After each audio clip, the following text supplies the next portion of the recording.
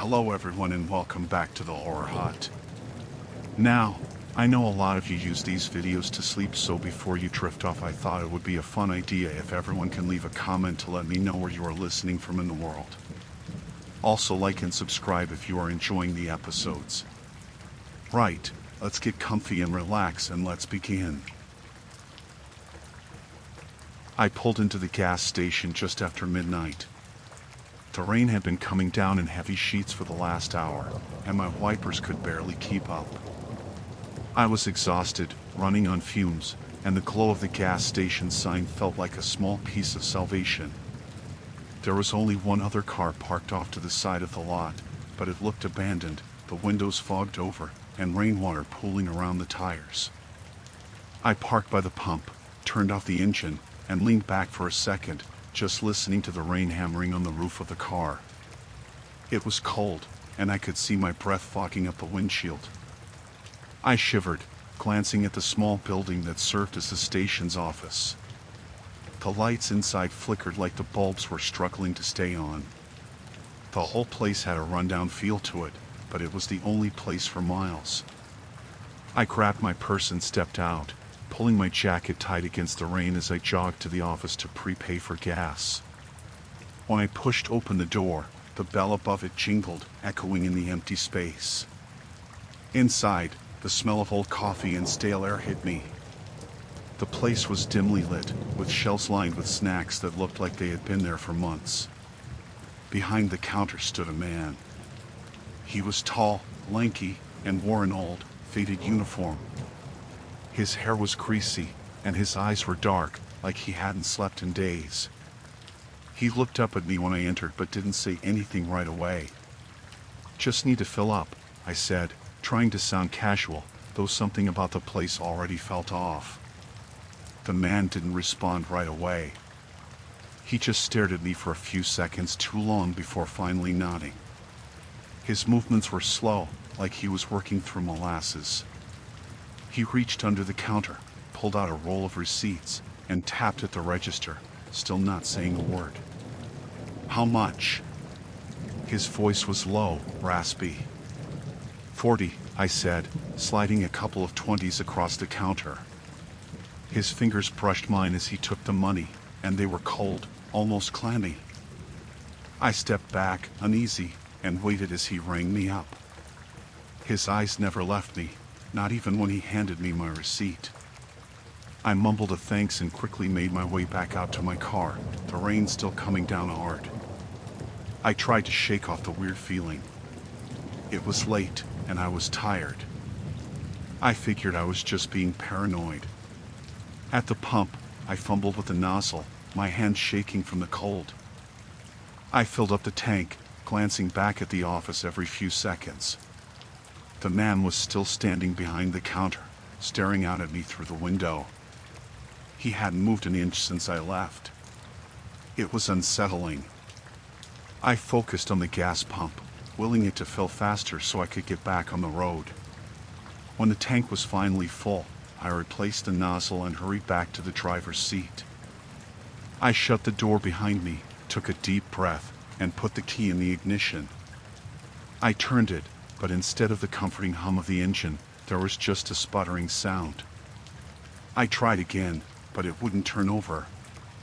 Panic started to creep in. My car had never given me problems before, and the thought of being stranded here, in the middle of nowhere, with that guy watching me, it made my skin crawl. I gave it one more try, and still, nothing. The engine wouldn't catch. My hands were shaking as I stared at the dashboard, trying to think of what to do. I glanced back at the office, and sure enough, the attendant was still there, still watching. The rain had picked up again, and the wipers made slow, useless sweeps across the windshield. I debated my options. I could call for help, but I had no signal out here. I checked my phone twice, just to be sure, but the screen showed nothing. I'd have to go back inside. Maybe the guy could help, or maybe he'd have a phone I could use. I really didn't want to, but I didn't see any other choice. I stepped out of the car, the rain instantly soaking through my jacket, and made my way back to the office.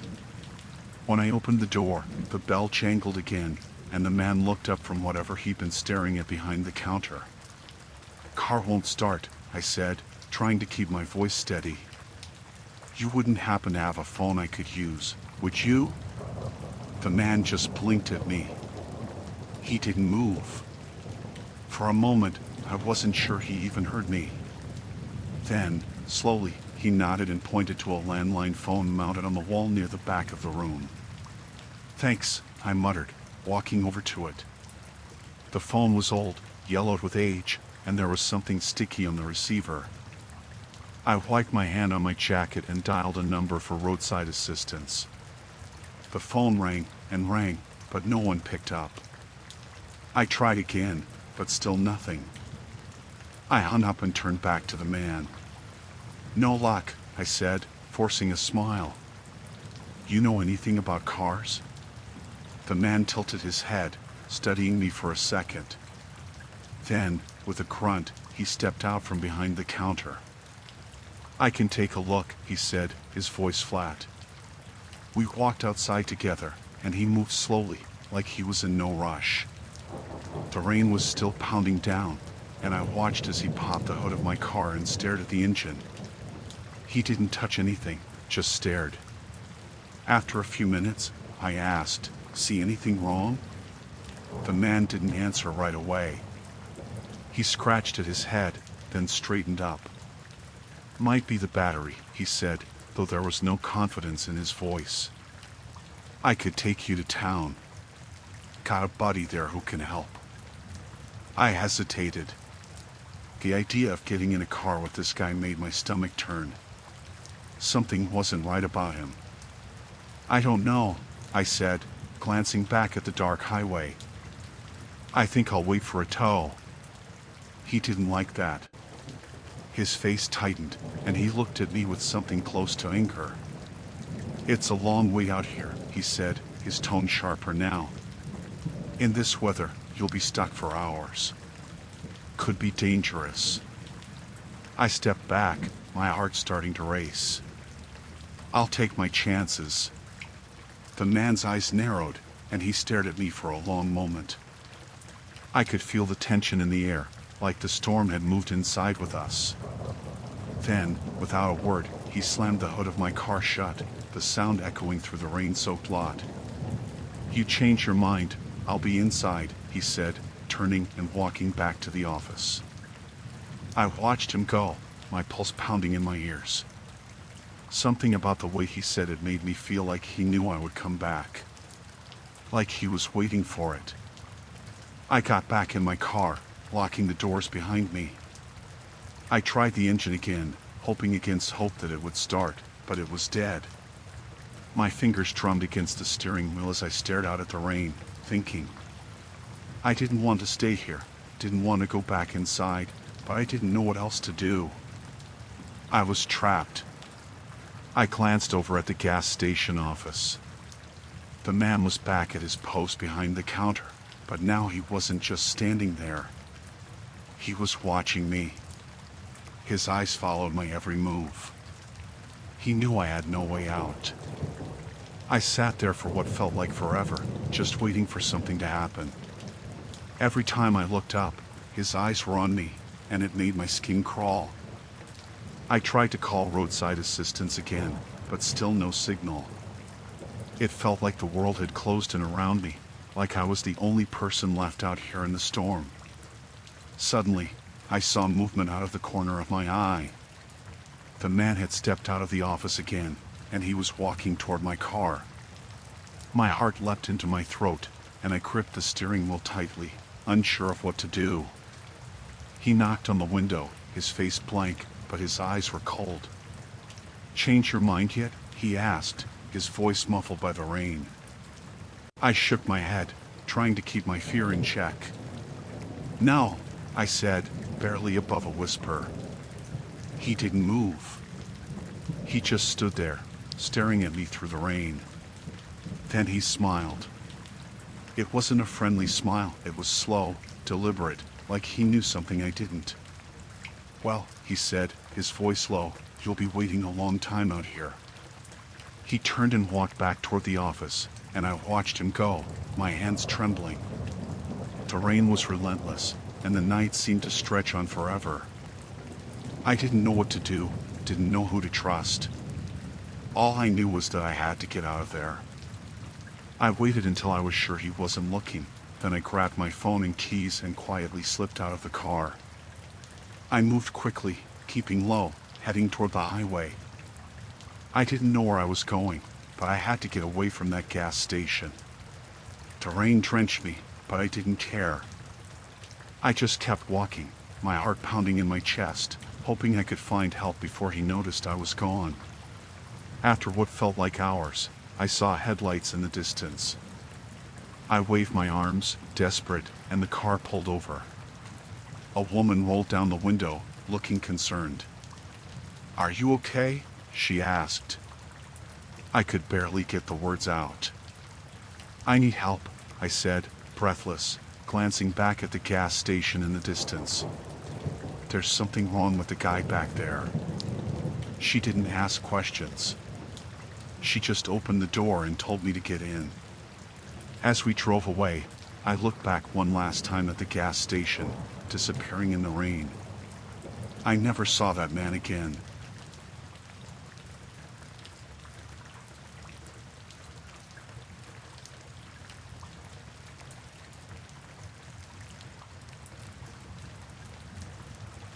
I decided to take a solo hunting trip to clear my head. I had done it plenty of times before, so I wasn't worried. I knew these woods well enough. The cabin I rented was isolated, but that's why I liked it. It was old, a bit run down, but it had everything I needed. A bed, a wood stove, and enough space to stash my gear. There wasn't even cell service out there, which made it a perfect getaway. The first day was fine. I spent most of it out in the woods, tracking deer, just enjoying the quiet. The forest was dense, and the further in I went, the more I felt cut off from everything. The trees blocked out most of the light, and the ground was soft and wet from the rain that had fallen the night before. It was peaceful, though. No sounds except for my footsteps and the occasional rustle of leaves or snap of a twig.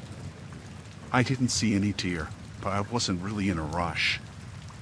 I had the whole weekend. As the day stretched on, I decided to head back to the cabin before it got too dark. I had about an hour's walk back, and I didn't want to be stuck out there with just a flashlight. The woods can feel different when it gets dark, even when you know them well. When I got back, something was off. The front door was slightly open. I was sure I had locked it when I left. I always do. It wasn't like the wind could have blown it open either. The cabin was solid, no drafts or anything. I stood there for a second, just staring at the door. I should have been able to hear someone inside if they were still there, but it was dead quiet. I went in slow, my hand on the hunting knife strapped to my belt. The inside looked pretty much the same, except my pack was missing. I had left it next to the stove, and it was gone. So was the cooler I had filled with food and water. That's when I noticed the floor. It had been swept clean of any leaves or dirt that I might have tracked in earlier. It looked too clean, like someone had tidied up. I checked the bedroom. The bed had been made, which was weird because I hadn't touched it since I got there. The air felt heavy, like someone had just been there. There was a faint smell too, kind of musty, like damp clothes or something. I didn't like it. I backed out of the room and went to check the back door. It was locked, just like I had left it. That didn't make me feel any better, though. I walked around the outside of the cabin, checking for signs that someone had been there. The ground was wet and muddy, but I didn't see any tracks besides mine. No footprints, no tire marks from a vehicle. Nothing. I told myself it was probably a local messing with me, maybe someone who had stumbled upon the cabin while I was out. Maybe they were playing some kind of prank, though it didn't feel like that. Still, I didn't have much of a choice. I needed my pack and I needed my food. It wasn't like I could just leave. It was late, and the nearest town was over an hour away. That night, I barely slept. I kept hearing noises outside, branches snapping, leaves rustling, but every time I got up to check, there was nothing there. I tried telling myself it was animals. Maybe a deer or a fox moving through the trees. But every noise felt too close, too deliberate. Around 3 in the morning, I finally gave up trying to sleep and just sat by the window, watching the tree line. The rain started up again, and it was coming down hard, which only made the darkness thicker. By morning, I felt on edge, but I pushed through it. I grabbed my rifle and headed out into the woods again. I figured if someone had been there, they'd be long gone by now. I still hadn't seen any signs of them except for the missing supplies, and I wasn't going to let it ruin my trip. But the whole day, I couldn't shake the feeling that I was being watched. Every time I stopped to look around, I thought I saw movement out of the corner of my eye, just past the trees. When I listened, the forest felt too quiet, like it was holding its breath. I didn't see a single animal. No birds, no squirrels, nothing.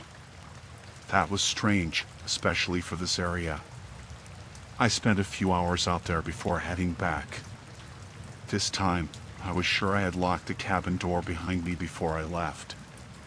But when I got back, it was open again. I didn't even go inside right away. I just stood there, staring at the door, feeling a pit form in my stomach. I walked around the cabin again, but just like before, there were no tracks, no signs that anyone had been there. I went inside, and sure enough, things were moved around again. The bed was still made, but my spare clothes had been dumped out of my duffel bag, scattered across the floor. My flashlight was missing too, and a couple of my knives were gone. I checked the windows, but they were all locked from the inside. I didn't stay long. I grabbed my rifle and a few essentials and left, locking the door behind me again. I walked down to the edge of the clearing, where I could keep an eye on the cabin from a distance. I needed to see if someone would come back. Maybe they were watching me, waiting for me to leave so they could sneak in again. I stayed out there for hours, crouched under a tree with my rifle, just waiting. But nothing happened. The cabin stayed quiet. The rain had let up, and the wind was starting to pick up. I could feel the cold creeping into my bones. Eventually, I decided to head back, even though I didn't feel good about it. When I reached the cabin again, the door was wide open, like someone had been watching me the whole time, waiting for me to walk away. I didn't go inside right away. I just stood there, staring into the dark room, listening for any sounds. It was quiet. Too quiet. I stepped inside, my rifle ready, and checked the place again. This time, nothing was missing, but someone had definitely been there. The floor was wet, like they had come in soaked from the rain. I locked the door and shoved a chair under the handle. I wasn't going anywhere that night, and I wasn't about to let whoever it was sneak in again. I sat by the window, my rifle across my lap, staring out into the darkness. Every time the wind rustled the trees, my heart would jump, and I'd grip the rifle tighter. I don't know how long I sat there, just waiting. But eventually, I saw something. Movement just outside the tree line.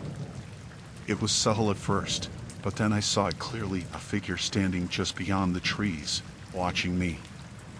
They were tall, hunched over slightly, like they were trying to stay hidden, but I could see them.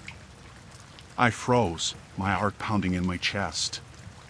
They didn't move, just stood there, staring at the cabin. I couldn't make out their face, but I knew they were watching me. I raised my rifle, aiming at the figure, but I hesitated. Whoever they were, they didn't move, didn't react to the gun pointed at them. I shouted, telling them to leave, but they didn't respond. They just stood there. I couldn't take it anymore. I fired a warning shot into the trees, and the figure flinched, disappearing into the darkness. I didn't chase after them. I locked the door tighter and waited for the sun to come up. By morning, I was done. I packed up what little I had left and started the long walk back to my truck. I didn't care about the hunting trip anymore. I didn't care about the cabin or whatever was left inside. I just wanted to get out of there. The whole way back, I felt like I was being followed. Every snap of a twig, every rustle of leaves, I thought they were behind me. But when I turned, there was nothing. I finally reached my truck and threw my gear in the back, not looking back at the cabin once. I don't know who was out there or what they wanted, but I'm never going back.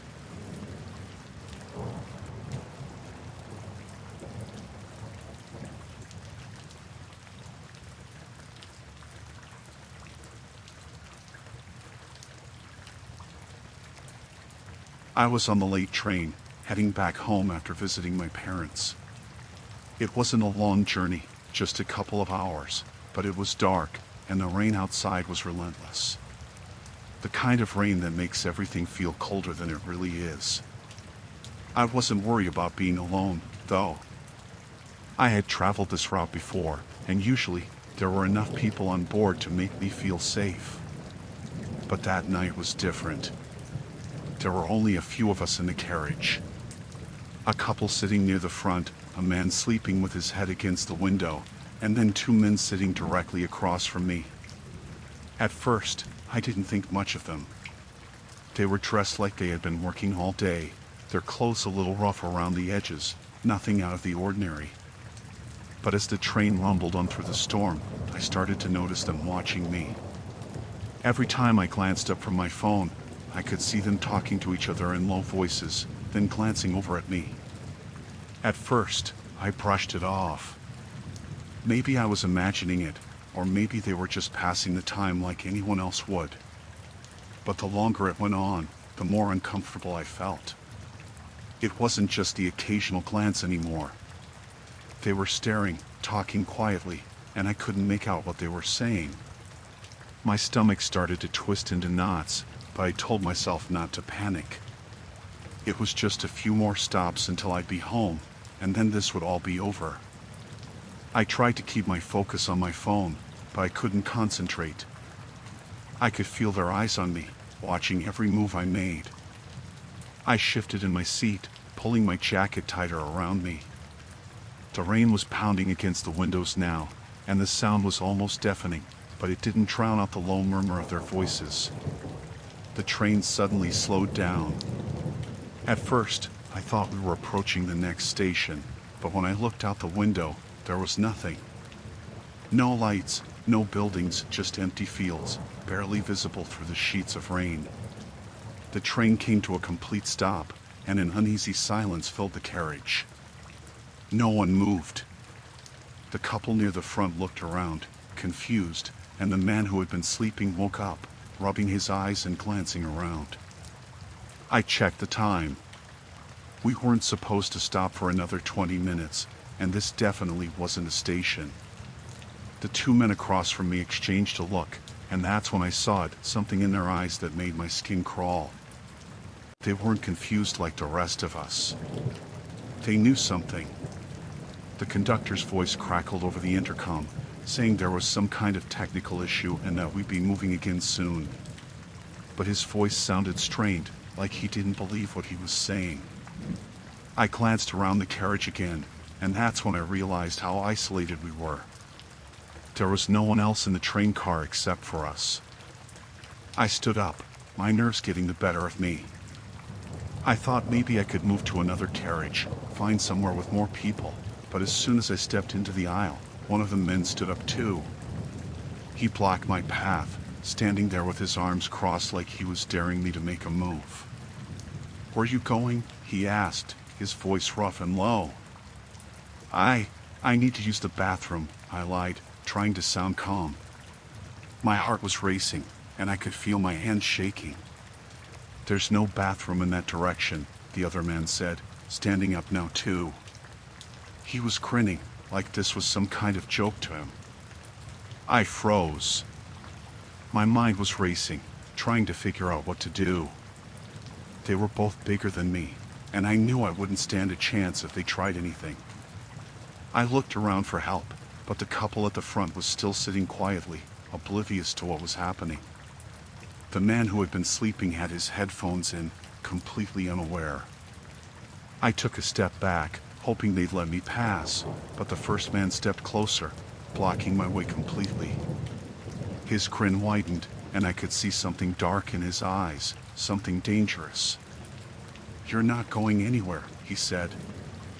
I felt a wave of panic wash over me, but I forced myself to stay calm. I didn't know what they wanted, but I wasn't going to stick around to find out.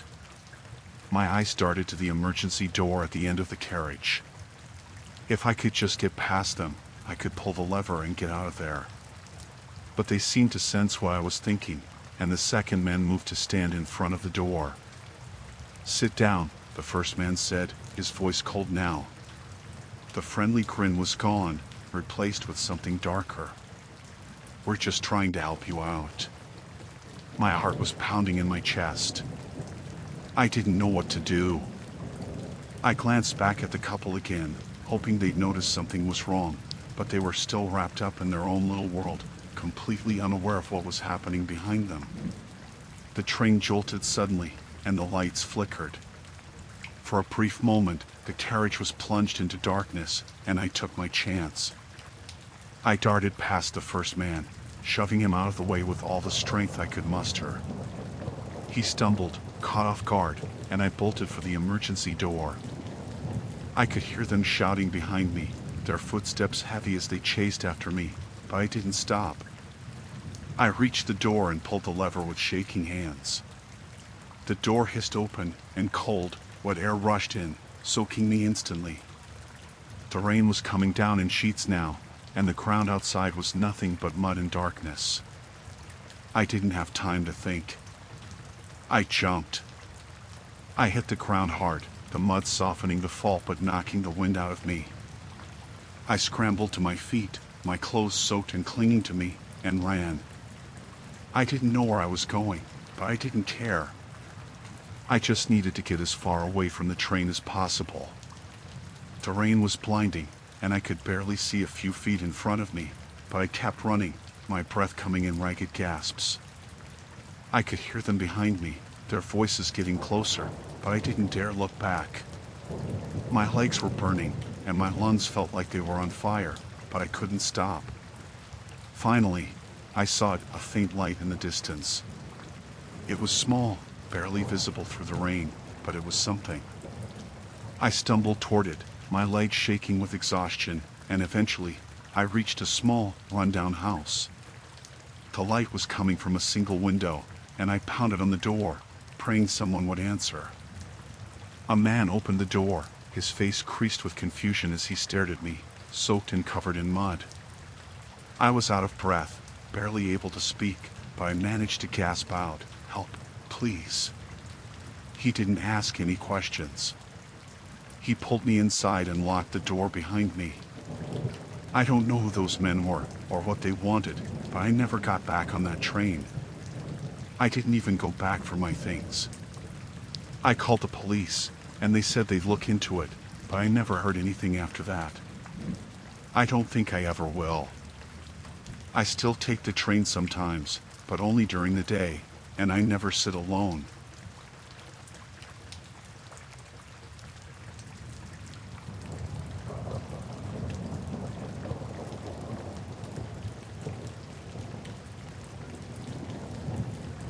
I had lived in the same neighborhood for about 3 years. It was a quiet area, nothing out of the ordinary. Neighbors kept to themselves for the most part, but everyone would give a wave or a nod when passing by. The guy next door, Dan, was no different. He wasn't the most social guy, but I'd see him around now and then cutting his grass, taking out the trash, that sort of thing. There was nothing unusual about him, at least not at first. But over the past few months, I started noticing some things. He'd stopped coming out during the day, for one. I didn't think too much of it at first. Maybe he was working nights or had changed his schedule. But it wasn't just that. His blinds were always closed, and when I did see him, it was usually after dark. He'd be moving things into his garage, boxes, bags, tools, and always late at night. It was strange, but I figured it wasn't any of my business. People do their own thing. Then one night, I was out for a smoke in my backyard when I saw Dan moving something big. It looked like a rolled-up carpet, but it was heavy, and he was struggling to get it into the garage. I watched him for a minute, wondering what the hell he was doing at that time of night, and as he turned to go back into his house, he saw me watching. I didn't know what to do, so I just nodded and gave a half smile like nothing was wrong. He nodded back, but it wasn't a friendly nod. It was more like he was sizing me up, figuring out if I was going to ask any questions. I felt uneasy, but again, I told myself it wasn't my business. People have their reasons for doing things, right? A few days later, Dan knocked on my door. It was around 8 p.m., already dark outside. I wasn't expecting anyone, so I was surprised to see him standing there when I opened the door. He had this awkward smile on his face and asked if I wanted to come over for a drink. I hesitated. We'd never really talked beyond a hello or how's it going, and the invite felt out of the blue. But part of me thought maybe I was just being paranoid. Maybe he was trying to be friendly, break the ice. So I said sure, why not? His house was dimly lit when I walked in. The air felt stale, like the windows hadn't been opened in weeks.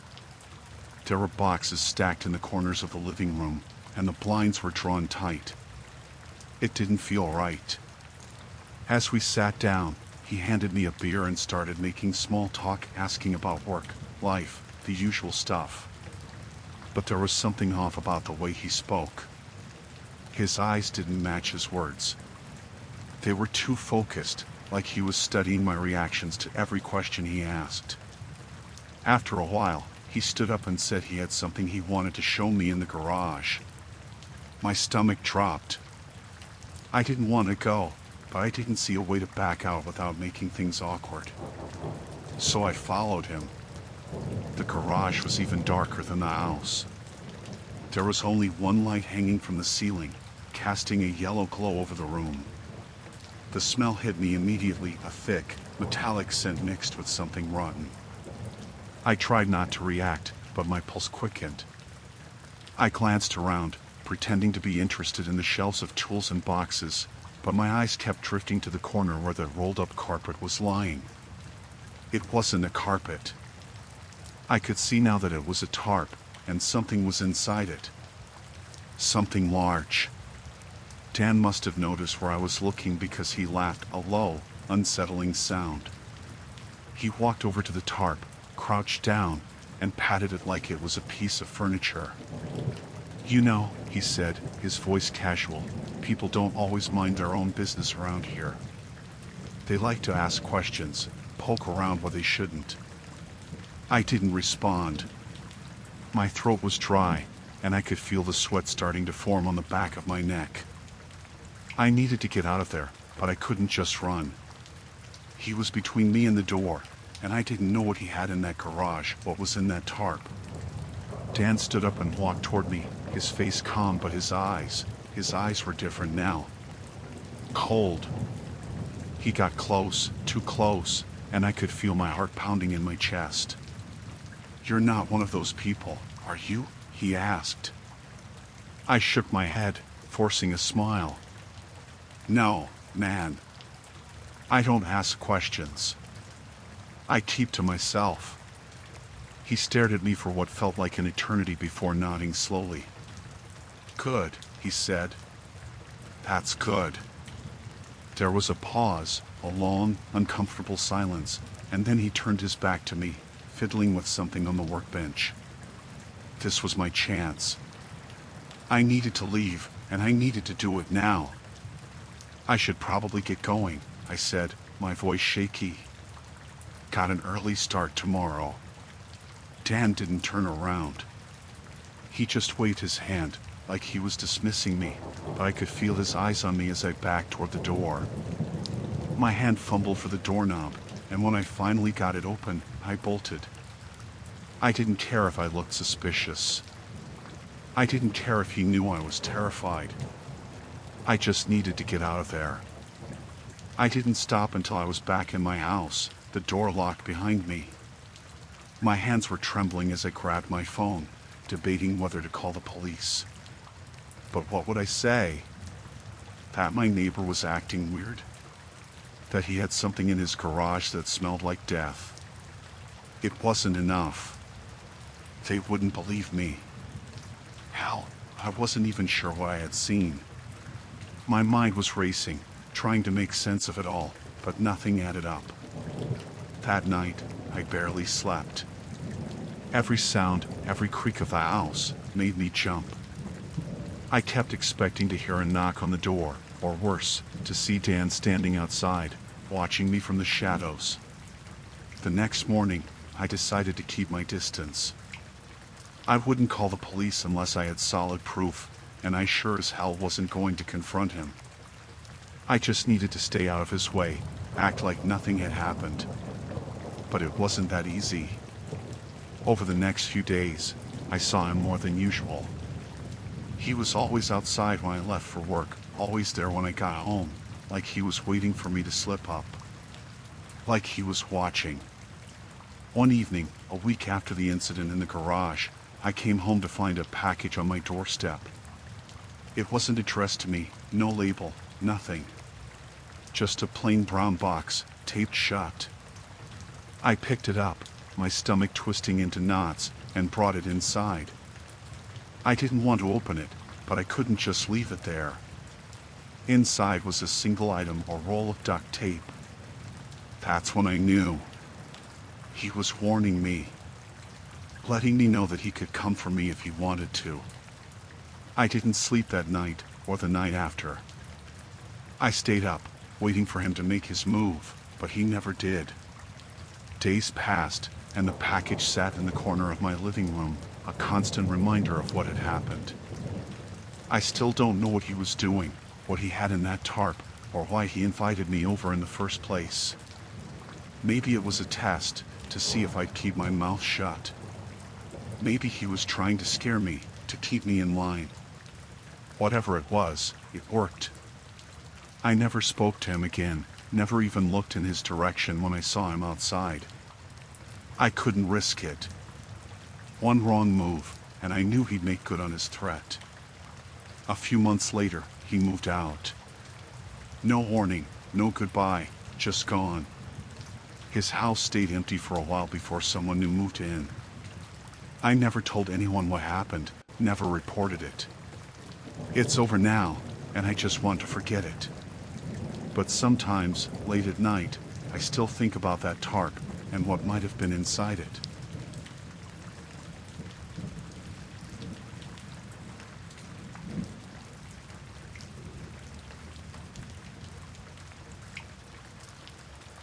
It all started about 2 weeks ago. I remember the first text came in while I was in the library, sitting by one of the big windows on the second floor. It was late afternoon, and the sun was starting to set. I had a few books open, working on a paper that was due next week. The text came through just as I was flipping a page in one of the books. "You look really focused, working hard, huh?"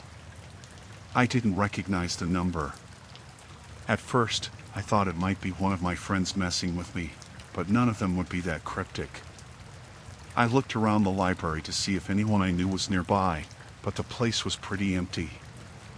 A couple of people at the far end of the room, but no one who looked like they were watching me. I shrugged it off. Just some prank, I thought. Maybe someone sent it to the wrong number. I went back to my work. But then, about 15 minutes later, another text popped up. "I like that sweater on you. Blue suits you." I was wearing a blue sweater. That was when I started feeling uneasy. I glanced up again, scanning the room more carefully this time. No one was looking in my direction. I told myself it was just a coincidence. Maybe whoever it was could see me through the window and was just trying to mess with me. I decided to ignore it. If it was a joke, they'd get bored if I didn't respond. The next day, the texts continued. I was walking back to my dorm after class, earbuds in, not really paying attention to my phone, when I felt it vibrate in my pocket. I pulled it out to check, and there it was. "You look tired. Rough night?" I froze mid-step, my stomach twisting. I hadn't told anyone I was exhausted from staying up late studying, and I was alone walking back. No one was near me, just a couple of students on the other side of the street, too far away to be paying attention to me. I looked around, my heart pounding a little faster. Still no one close enough to have seen me clearly. I turned off my phone and walked the rest of the way to my dorm, trying to calm down. By the time I got to my room, I was telling myself it had to be a prank again. Someone was playing a really creepy joke, but it was just that, a joke. But the texts kept coming. The next one came later that night, right as I was getting ready for bed. "You left your curtains open again." I was standing by the window in my room when I read it. My dorm room was on the 3rd floor, and I usually didn't bother closing the curtains until I was about to go to sleep. I quickly yanked them shut and took a few steps back, my hands shaking. The text came through seconds after I'd walked over to the window. That meant whoever it was, they were watching me in real time. I sat down on my bed, staring at my phone. I didn't know what to do. I didn't want to call anyone and sound crazy, but I couldn't shake the feeling that this was getting out of hand. The next few days, the texts became more frequent. It didn't matter where I was on campus, in the dining hall, at the library again, whoever was texting me knew exactly where I was and what I was doing. They would describe my clothes, my posture, even the book I was reading. It was like I had a shadow that I couldn't see. One day, I was sitting in a cafe off campus, trying to study and get away from my dorm for a bit.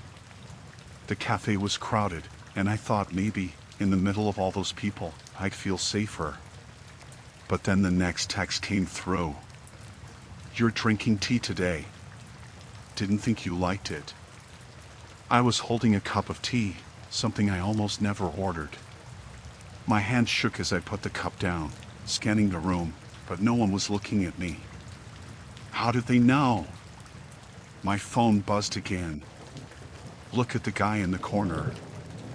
What do you think? Does he seem suspicious?" I looked toward the corner of the cafe. There was a guy sitting alone, working on a laptop, completely oblivious to me. My heart pounded as I looked away, not wanting to make eye contact. Was it him? Or were they just trying to scare me? I grabbed my things and left the cafe, practically running back to my dorm. That night, I couldn't sleep. I kept the curtains closed, double-checked the lock on the door, but it didn't help. I felt watched all the time now, even in my own room.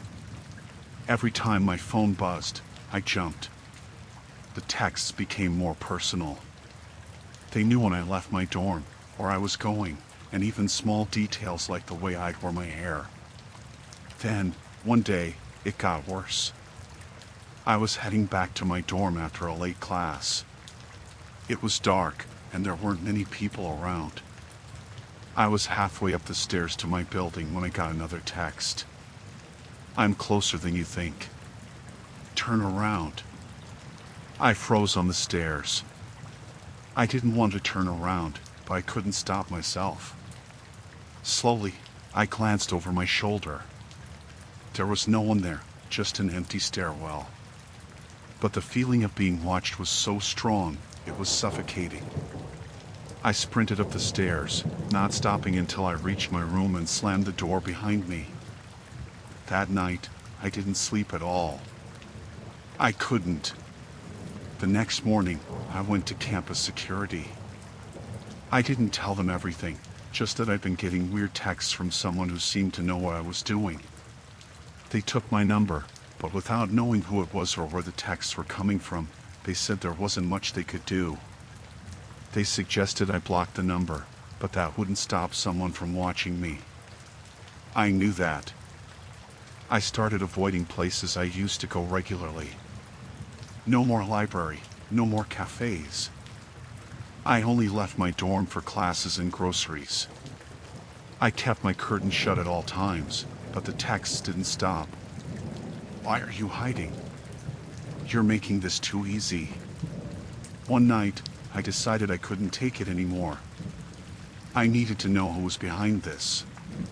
There was a small group of students who lived on my floor, and I started to suspect that maybe one of them was involved. The idea of it being someone I saw regularly made my skin crawl, but it also made sense. They have access to the building. They'd see me coming and going. The next day, I took a walk around campus, looking for anyone who seemed suspicious. I wasn't sure what I was looking for, someone staring too long, someone watching me from a distance. But nothing seemed out of the ordinary. The texts were still coming, though more frequent now. You look worried. What's wrong? I ignored it. Then, one evening, I heard a knock at my door. I wasn't expecting anyone, and my heart sank. I approached the door slowly, peeking through the peephole. It was a guy from down the hall, someone I'd seen around but never really spoken to. I hesitated before opening the door just a crack. "Hey," he said, smiling awkwardly. "Sorry to bother you, but I just wanted to check in. I've noticed you seem a little off lately. Everything okay?" I stared at him, not sure if I should be relieved or more terrified. Why was he asking? Had he noticed something, or was he the one behind the texts? My mind raced with possibilities. "I'm fine," I said quickly. "Just been busy with school." He nodded, but he didn't leave. "Well, if you need anything, just let me know. It's a small floor. We should look out for each other." I nodded, forcing a smile, but as soon as I closed the door, my phone buzzed again. You shouldn't trust him. I dropped my phone, my heart racing. Was it him?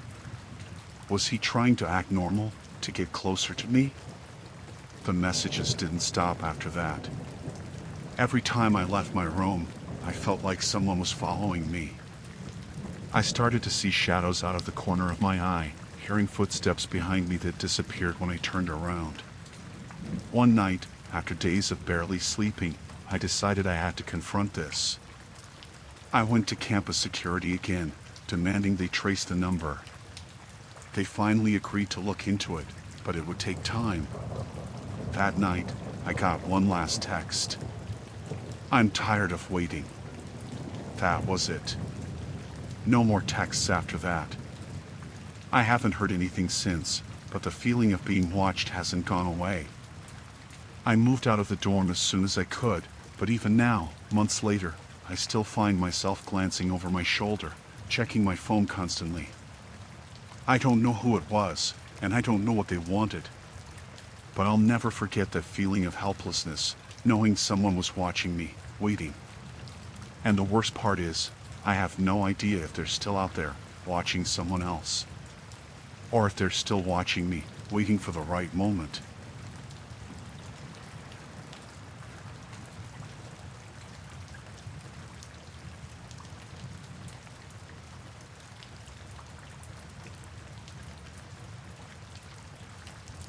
I was driving back from a job 3 states over, and I'd been on the road for hours. It was late, and I was exhausted, so I pulled off at this old roadside motel. You know the type, run down, just a few rooms, but the neon sign was on, so I figured it was good enough for the night. I just needed a few hours of sleep before heading out again. The place was as basic as it gets. The guy at the front desk barely looked up when I walked in, just mumbled something about the rates and handed me the key to room 12. It was at the far end, away from the office. The hallway was dim, and the carpet was sticky in some spots, but I didn't care. I just wanted to lie down. The room smelled a little musty when I opened the door, but nothing too bad. I threw my bag on the chair and sat on the edge of the bed, trying to get the stiffness out of my back. After a quick shower, I climbed into bed and turned off the lights. It was quiet for a while, just the sound of the occasional car passing by on the highway outside. But then, maybe an hour after I'd settled in, I heard this noise. It was coming from the room next door, room 11. It wasn't loud at first, just like a low thumping, like something being moved or dragged. I figured it was someone rearranging their stuff, so I didn't think much of it. But the thumping didn't stop. It got louder, more deliberate, like someone was dragging something heavy across the floor. I sat up, listening closely. The walls in the motel were thin, but I couldn't hear any voices or talking, just that weird dragging sound. I glanced at the clock. It was past midnight. I told myself it was probably nothing.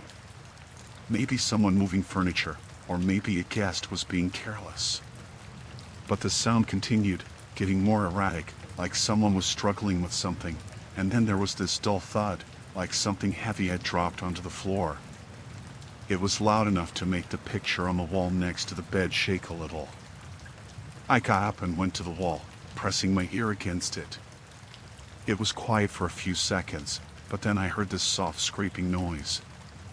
It reminded me of someone dragging a chair across the floor, except it didn't stop. Just this constant scraping, and then the sound of something metallic clattering. At this point, I was getting a little freaked out. I went to the window and peeked out, trying to see if there was anyone outside, but the parking lot was empty. Just my car and an old pickup truck parked a few spaces down. The room next to mine had its curtains drawn tight, no light coming from inside.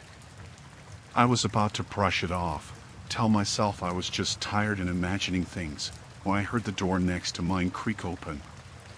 I stood perfectly still, listening.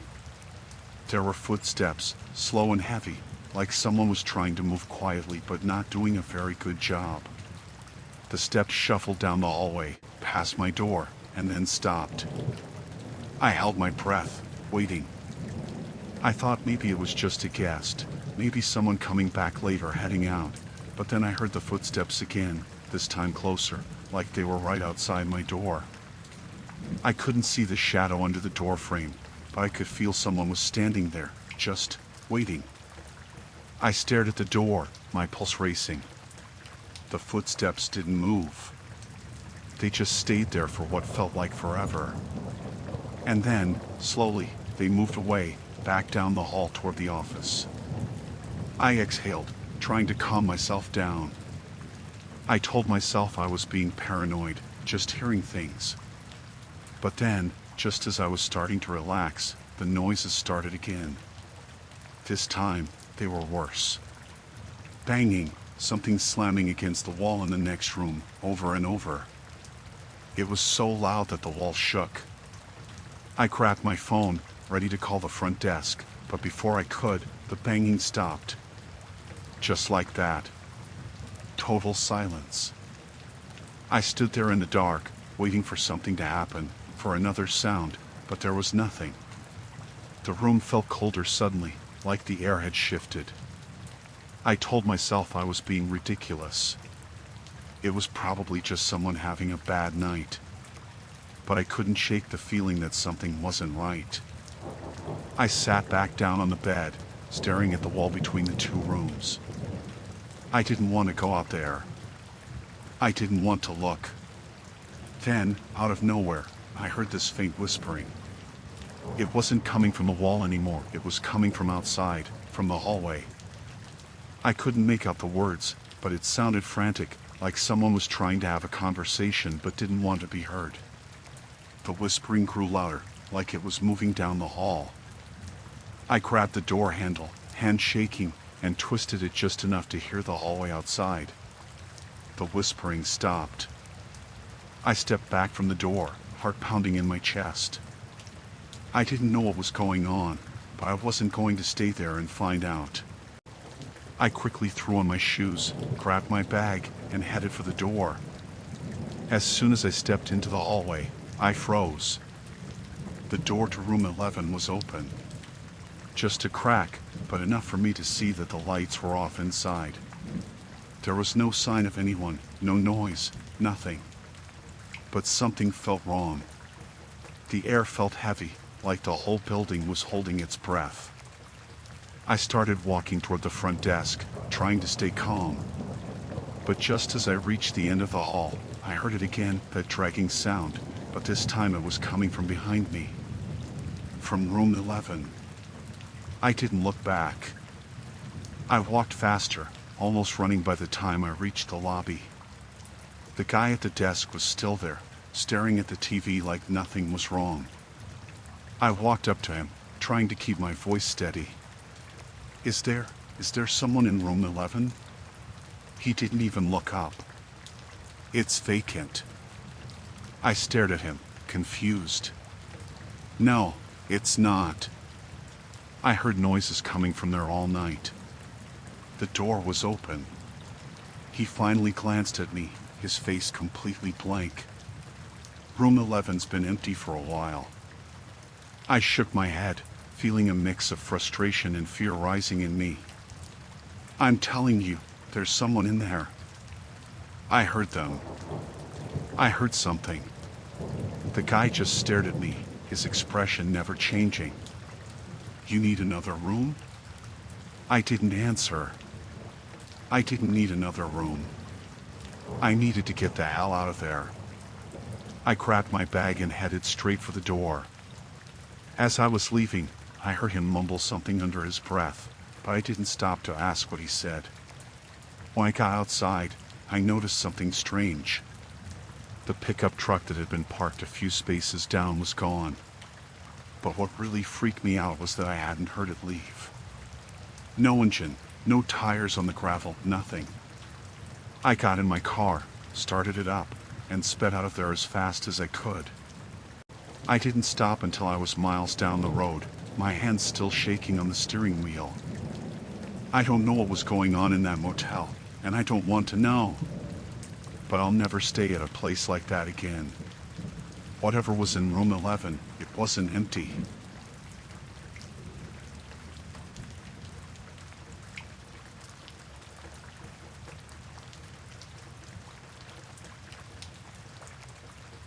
I've always been drawn to places most people avoid. Abandoned buildings, old factories, forgotten spaces, there's something about them that makes me feel alive, like I'm seeing something others won't. I'm a photographer, mostly freelance work, and I've been working on this personal project for a few months now, capturing abandoned places and the stories they seem to hold. It's strange, the way an empty room can feel like it's still holding on to the past, like the walls remember everything that happened there. It's eerie, but it's why I love doing it. So when I heard about this old factory on the edge of town, I knew I had to check it out. It had been shut down for years, some manufacturing plant that went under in the early 2000s. People said it was dangerous to go inside, that it was a hangout spot for squatters or whoever else didn't want to be found. But that never bothered me before. I've been in sketchy places, and nothing bad had ever happened to me. That morning, it was cold and overcast. The sky was gray, and there was this heaviness in the air, like it was going to rain but hadn't decided yet. I had my camera, a couple of lenses, and a flashlight. I parked my car a few streets away from the factory and walked the rest of the way, figuring it'd be better if I didn't leave it right outside. People tend to notice a lone car parked outside an abandoned building, and I didn't want to draw any attention to myself. The factory looked huge up close, a massive brick structure with busted out windows and overgrown weeds crawling up the sides. The front gate was chained shut, but I found a hole in the fence around the side and slipped through. It was dark inside, colder too, like the building was holding onto the chill. The smell hit me first damp, like mold and rust. The place had clearly been picked over by time, with broken machinery lying around and graffiti covering every surface. I walked through the main area for a while, snapping pictures of the rusted machines and broken glass. The way the light filtered in through the cracks in the ceiling gave everything a washed-out, haunting look. I was in my zone, focused on getting the right angles, when I heard footsteps. At first, I thought it was just the sound of my own steps echoing, but no, this was different. It was faint, coming from somewhere deeper in the factory. I froze, listening.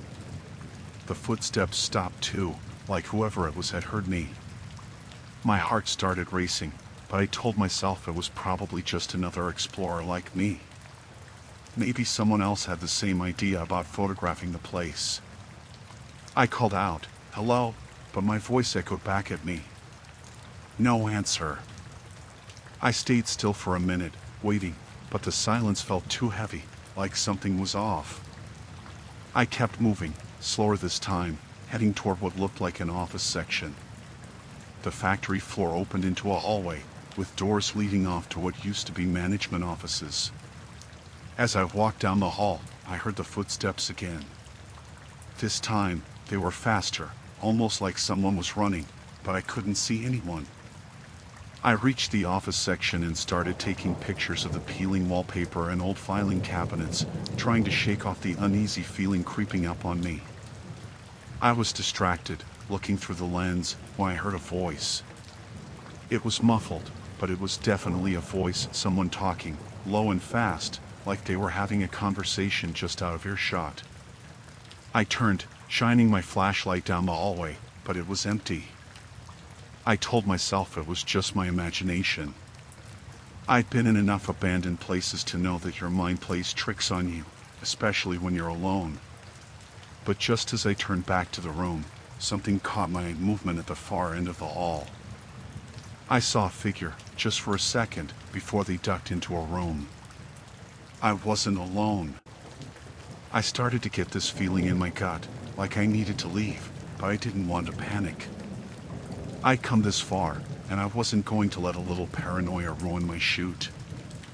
I figured I'd just finish up and head out. I moved to the next room, but as I was setting up a shot, I heard it again, the footsteps, this time closer, like they were right outside the room. I grabbed my camera and swung the door open, hoping to catch whoever it was. The hallway was empty, but I saw something that made my blood run cold. A door at the end of the hall, one I hadn't noticed before, was slightly open. I could see the edge of a boot sticking out, just for a second, before it was pulled back inside. Someone was watching me. I backed up, keeping my eyes on that door. My mind was racing, trying to figure out what to do. I wasn't sure how many of them there were, but if they were squatting here, they probably didn't want me around. I decided it was time to go. I turned and headed back toward the main floor, trying to keep my pace steady, not wanting to run and draw attention to myself. But as I reached the factory floor, I heard voices again, this time clearer. They were coming from somewhere above me. I looked up and saw them, 3 figures standing on the catwalk, watching me. One of them waved. I didn't stop to think. I started walking faster, heading for the exit. But as I neared the door, I heard movement behind me, footsteps rushing toward me. I turned and saw 2 of them, the squatters, coming at me from the far end of the factory. I bolted, running for the hole in the fence I'd come through. My heart was pounding, my legs burning as I sprinted across the gravel. I could hear them behind me, their footsteps slapping against the ground, getting closer. I didn't look back. I couldn't. I reached the fence and dove through, ripping my jacket on the metal, but I didn't care. I stumbled to my feet and kept running, not stopping until I was halfway down the street. My car was still parked where I'd left it, and I scrambled inside, slamming the door behind me and locking it. My hands were shaking so badly I could barely get the key in the ignition. As I pulled away, I glanced in the rearview mirror. One of them was standing at the edge of the lot, just watching me. He didn't chase me, didn't try to stop me. He just stood there, staring. I didn't stop driving until I was miles away from that place. I don't know what they wanted, but I'm sure they weren't just trying to scare me off. The way they moved, the way they watched, it was like they were waiting for the right moment, like they were planning something. I haven't gone back, and I don't plan to. Whatever they were doing in that factory, I don't want to know. I'm done with abandoned places.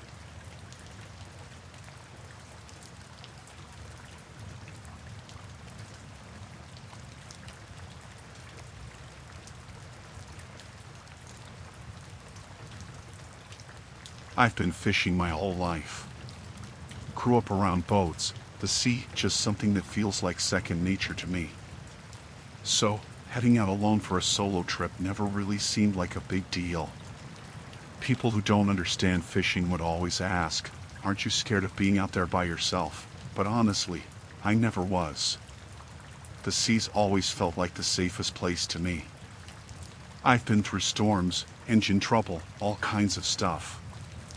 I figured I'd seen it all. That day was like any other. The weather was perfect. Clear skies, just enough wind to keep it cool. I'd been planning the trip for a while, looking forward to some peace and quiet. There's something about being out there alone, miles from anyone, just you and the water. I packed up my gear, got everything loaded, and left the harbor just as the sun was coming up. The plan was to head a few miles out, far enough to get away from the usual spots, find some deeper waters where the bigger fish would be. It was going to be a full day out there. I had everything I needed: food, water, extra fuel, just in case. I figured I'd spend a few hours fishing, then head back before dark. For the first few hours, everything was great. The sea was calm, nothing but the sound of the water lapping against the boat. I was catching a decent amount of fish, just enjoying the day. The sun was high in the sky, not too hot, just right. I couldn't have asked for better conditions. It was around noon when I first saw the boat. I didn't think much of it at first. Boats passed by every now and then, people out fishing or just cruising around. This one was different, though. It was heading straight toward me, not at an angle or anything, just a direct line right for my boat. I figured maybe they were just coming to say hi, maybe ask about the fishing. It happens sometimes, especially if they see you've had some luck. But as they got closer, something felt off. There were 3 of them, standing at the front of the boat, just staring at me.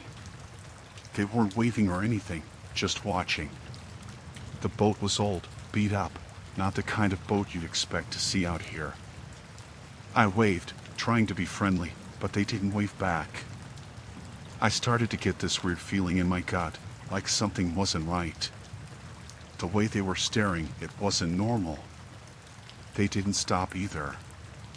Their boat just kept coming, closer and closer until they were only a few yards away from mine.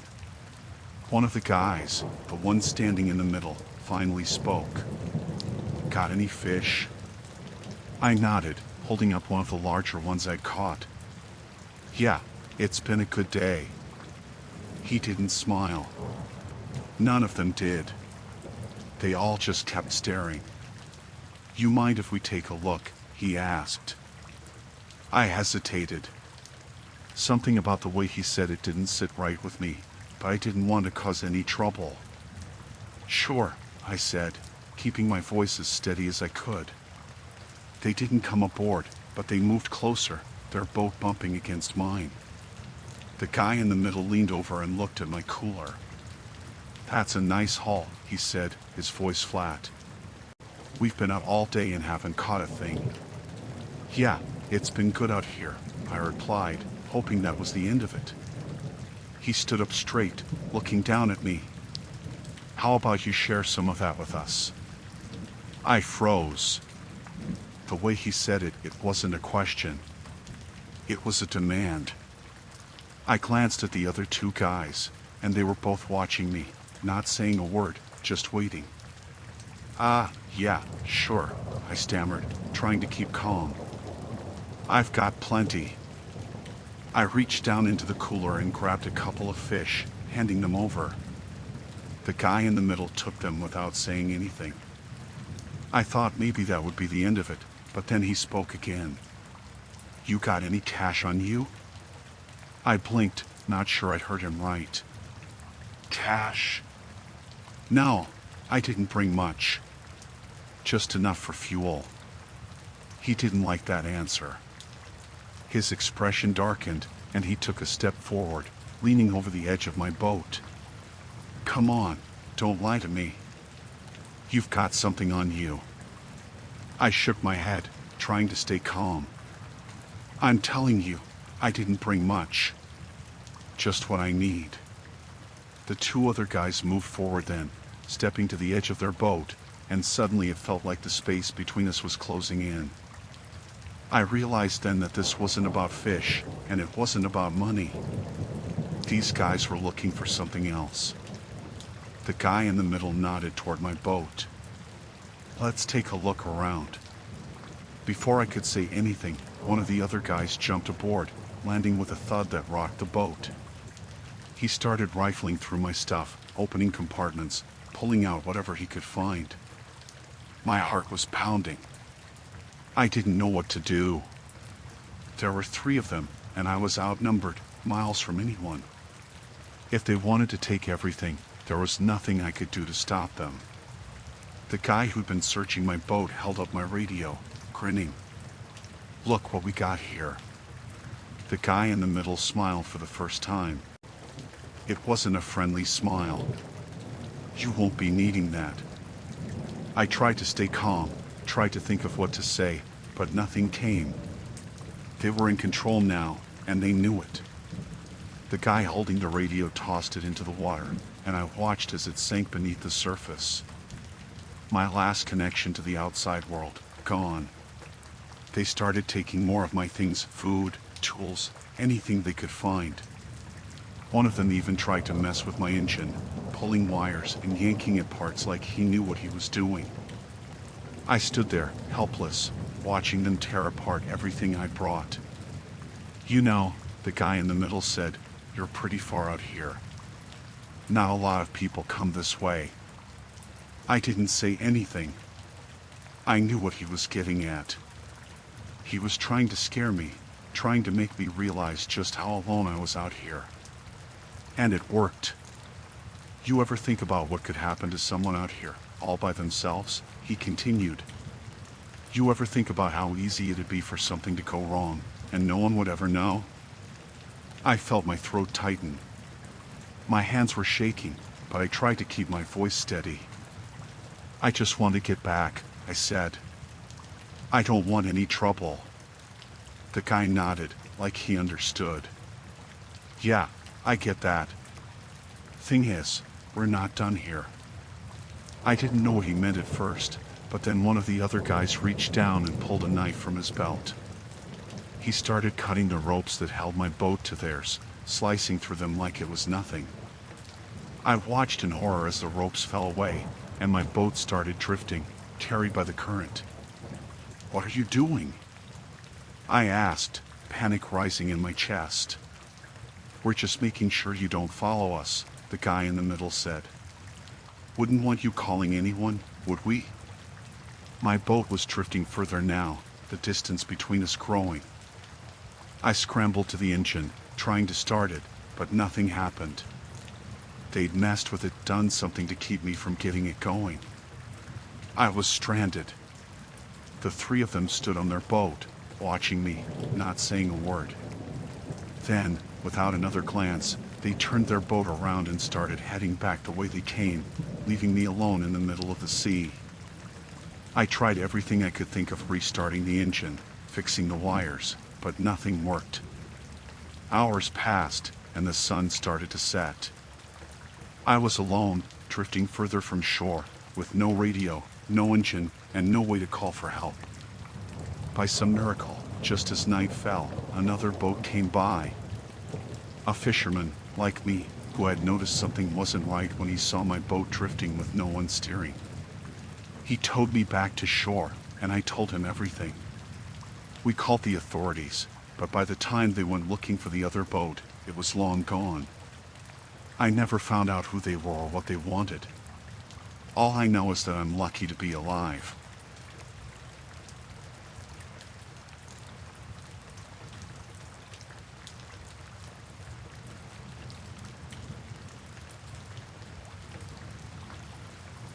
I've always loved camping alone. There's something peaceful about it, being away from everything and just sitting by a fire, watching the stars. I go at least twice a year, sometimes more if the weather's good. I find that it helps clear my mind and gives me a break from all the noise. It's one of those things where you can't help but feel like everything slows down, and I needed that right now. I was going through a lot, and the idea of spending a few days out in the woods sounded like exactly what I needed. I'd chosen a secluded spot, one that I'd camped at before. It's a quiet, peaceful place where you can't hear the traffic or the sounds of the city. Just the wind through the trees and the occasional bird. I set up my tent, got my fire going, and settled in for the evening. Everything was perfect. It was a little chilly, but nothing I couldn't handle. I made myself some tea, sat on the log, and watched the fire. It was one of those nights where everything felt right. I had just crawled into my tent to get some sleep when I heard it. It wasn't loud, but it was enough to wake me. Footsteps. At first, I thought it was just the wind, or maybe an animal, like a deer or something. But then I heard it again, clear, deliberate steps. Someone was walking outside my tent. I held my breath, trying to figure out if I was imagining things. Maybe it was an animal, after all. But then I heard a twig snap, right outside the tent. I could feel my heart pounding in my chest. I told myself to stay calm. It was probably just another camper, or someone passing through, right? But then I heard a voice. It was low and too close to be comforting. I couldn't make out what was being said, but it was definitely there, coming from just outside the tent. I froze, not sure what to do. My mind raced through every possible scenario. Was it another hiker? Someone who had lost their way? Or worse, was it someone looking for trouble? I didn't have a weapon. I never brought one, not for these trips. I figured I'd never need it. I wasn't near a trail or anything, it was a secluded area. But now, as I lay there listening, I realized how wrong I'd been. I stayed still, trying to control my breathing. The footsteps started again, moving slowly, like someone was pacing outside my tent. I couldn't see anything through the fabric, but I knew someone was there. My phone was in the car, miles away from my tent, and there wasn't a signal in the area anyway. I was completely cut off. I listened as the footsteps circled my tent. It felt like the person was trying to decide what to do. I thought about shouting out, asking if they were lost or needed help, but something told me that would be a mistake. I couldn't shake the feeling that this wasn't just a friendly hiker. This person was circling like they were waiting for something. And then it stopped. Complete silence. I lay there, frozen, not daring to move. The silence was worse than the footsteps. I couldn't hear anything, no crickets, no wind. Just nothing. I waited for what felt like hours, but in reality, it was only minutes. Finally, I convinced myself to peek out from my tent. I unzipped it just a little, careful not to make any noise. There was no one in sight. The forest was still and dark, but I couldn't shake the feeling that someone had been there. I stayed up for the rest of the night, listening, but I didn't hear anything more. Eventually, exhaustion won, and I fell asleep, though it wasn't a restful sleep at all. When I woke up in the morning, I felt like I hadn't slept at all. The first thing I noticed was that the campsite had changed. It was subtle, but things were off. There were items scattered around that hadn't been there when I went to bed, some small twigs arranged in a pattern near my fire pit, a rock sitting on top of my backpack, and a few leaves arranged in a strange shape by my cooler. I looked around, expecting to see someone nearby, but there was no sign of anyone. I packed up my stuff quickly, still feeling uneasy.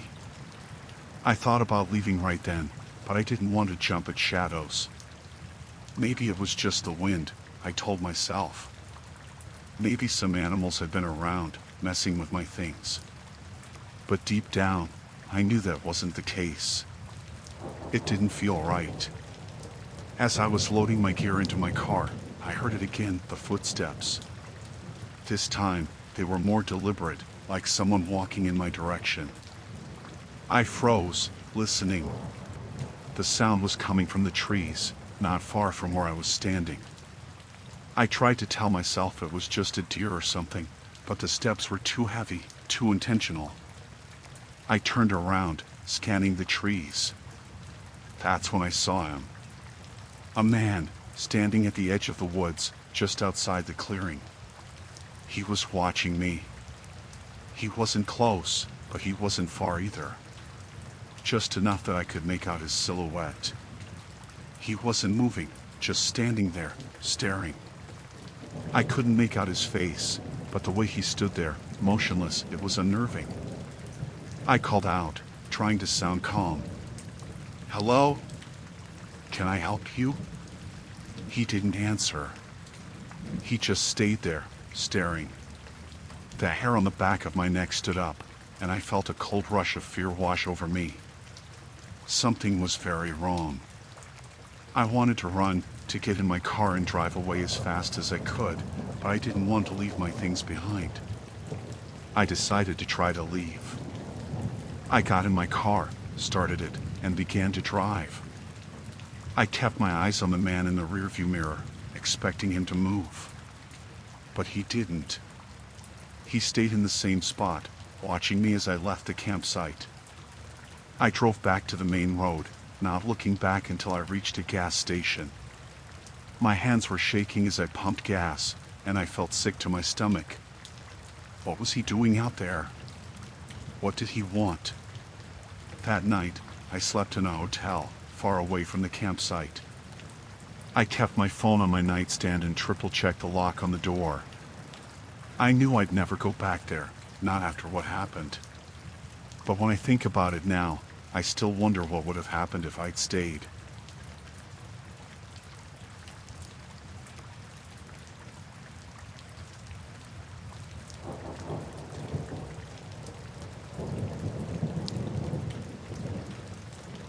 I've always been a creature of habit. I work late, and when I get home, I do the same things every night. I get off the train, walk home, and grab some groceries if I need them, then head up to my apartment.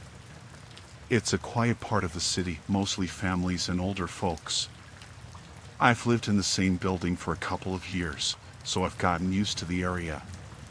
Nothing really ever seemed out of the ordinary, until recently.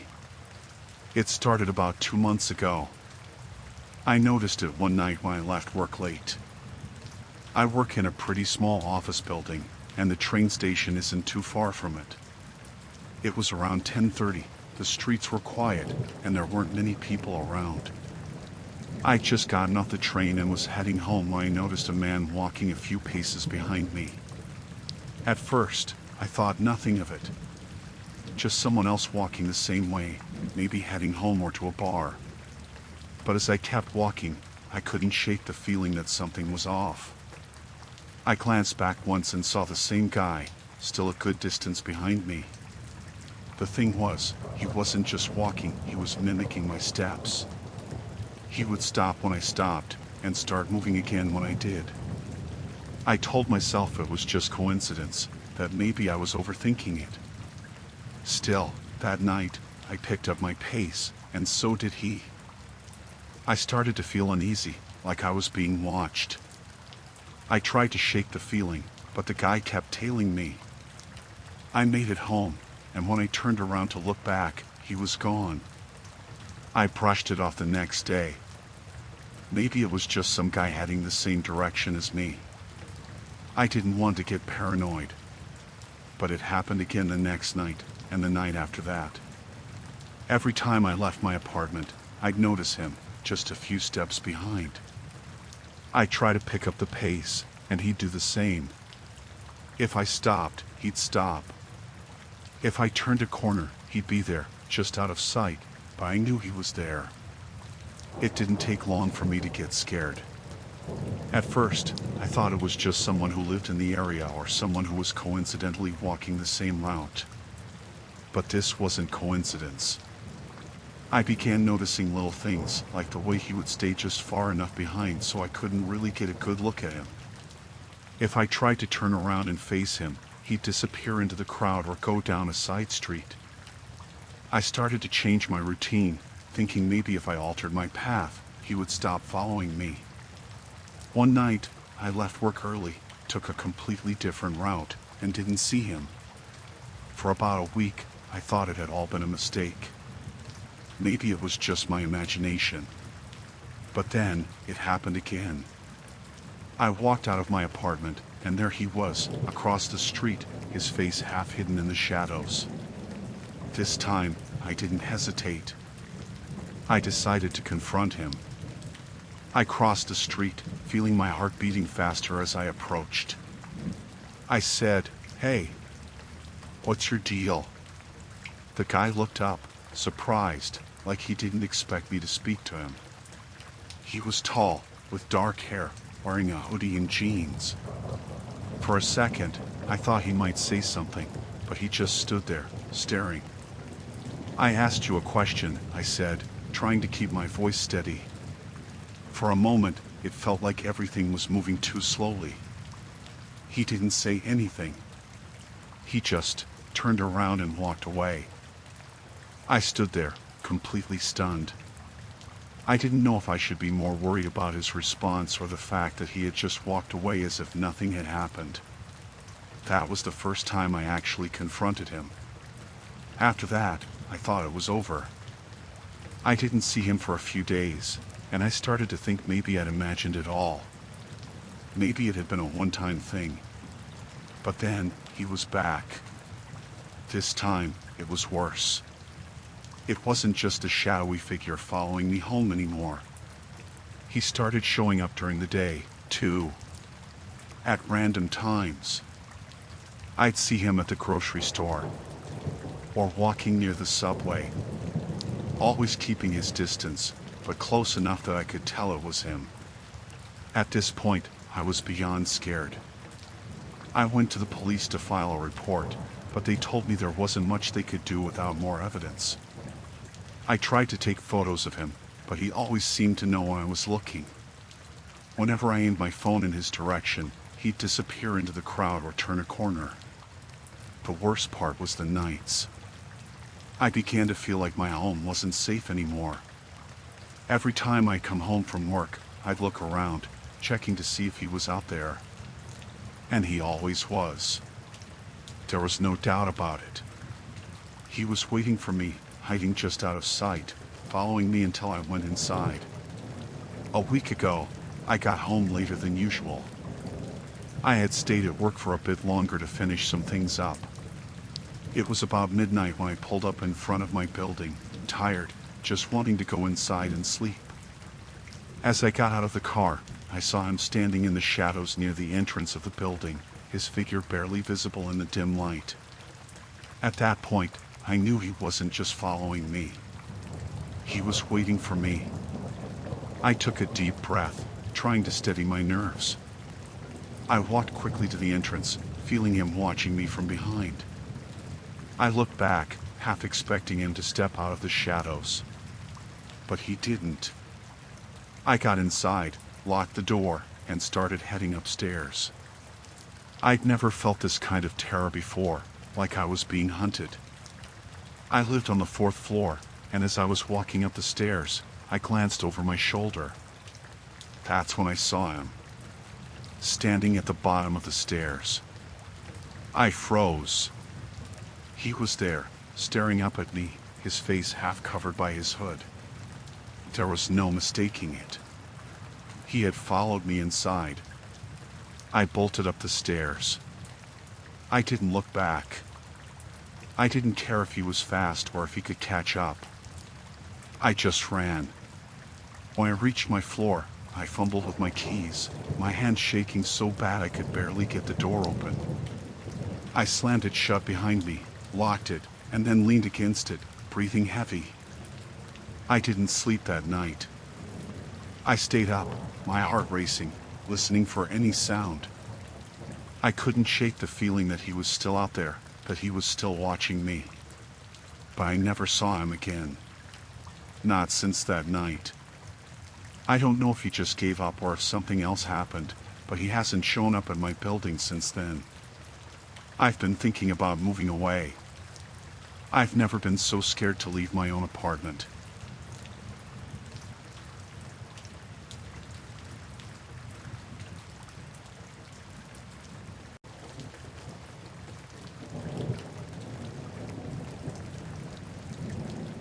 When I rented the cabin, I was looking for a weekend of peace. I had been stressed, needed a break from the city, and the ad promised quiet and isolation. It was about a half hour from the nearest town, surrounded by woods and barely a dirt road leading up to it. I was excited for the silence. I wanted to sit out on the porch, hear nothing but the breeze and the birds, and just not think for a while.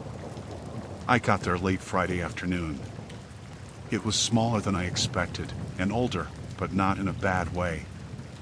It had that rustic look, with a porch out front and a little wood stove inside. Everything creaked a bit, and you could smell the damp wood, but it felt like part of the charm. I set my bags down and opened a few windows to let in some fresh air. The place hadn't been aired out in a while, that much was clear. After unpacking, I made myself some tea and settled into the armchair by the window. That's when I saw him. He was walking up the dirt path, holding a basket. Just a man in a flannel shirt and jeans, maybe in his late 50s. His hair was gray and he had a kind of friendly look about him, though he didn't seem to be in a hurry. He stopped a few feet from the porch and waved. I waved back because I didn't know what else to do. I didn't know anyone out here. He called out, "Hi there. I'm Tom. Live just down the road."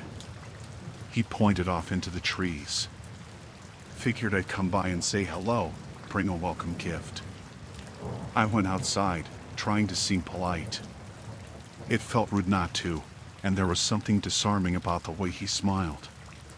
Up close, I could see his face better, and he seemed friendly enough, though his eyes had this sort of glint in them that I couldn't quite read. He handed me the basket. It had some apples, a few cans of soup, and a loaf of bread wrapped in a cloth. Figured you might not have everything you need out here. It can be a bit rough if you're not used to it, he said. Thanks, I said, trying to keep my voice steady. I'm just here for the weekend, so I think I'll be fine. Tom didn't leave, though. He stayed there on the porch, talking about how the weather had been good lately, how quiet it was this time of year, and then he asked if I needed help with anything. I felt a bit cornered because I didn't want to be rude, but I also didn't need help, and I wasn't looking for company. No, I'm good. Just wanted a quiet weekend, you know? I said, hoping he'd take the hint. Instead, he glanced around, then back at me. I could chop some wood for you.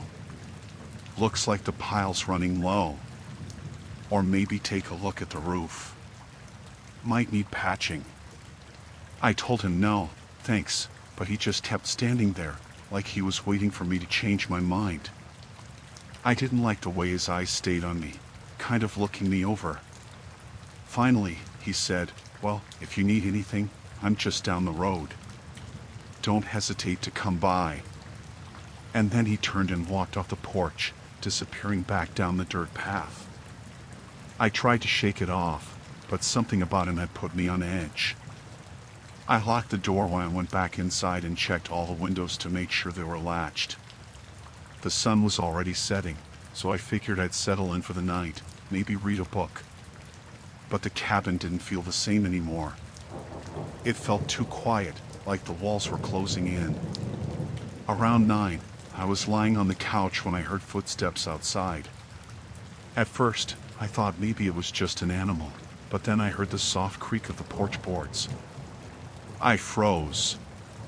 The only light was coming from the wood stove, casting shadows across the room. I stayed still, barely breathing, listening as the footsteps moved around the cabin. I crept to the window and peeked out. It was Tom. He was standing near the side of the cabin, his back to me, looking up at the roof like he was inspecting it. My first thought was that maybe he'd come back to offer help again, but why would he be doing that now? I grabbed my phone, but there was no signal. I hadn't expected one out here, but now it felt like a problem. I kept glancing at him through the window, hoping he'd just leave. He didn't. He walked back around the front, onto the porch, and tried the door. The handle rattled. I saw it turn. My heart jumped in my throat, and I was just about to yell through the door when he spoke, almost like he was talking to himself. "Ha, guess she's already asleep." I couldn't move. It was like if I stayed still enough, maybe he'd go away. After a few seconds, he did. I heard his footsteps on the gravel, growing fainter. I waited a long time before I finally moved again.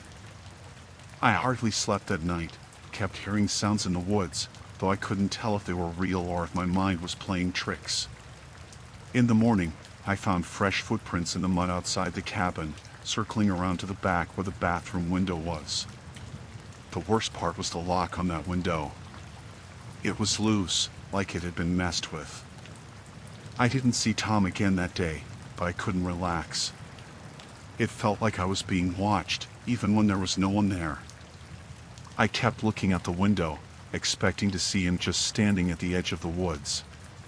By dusk, I had decided I wasn't staying another night.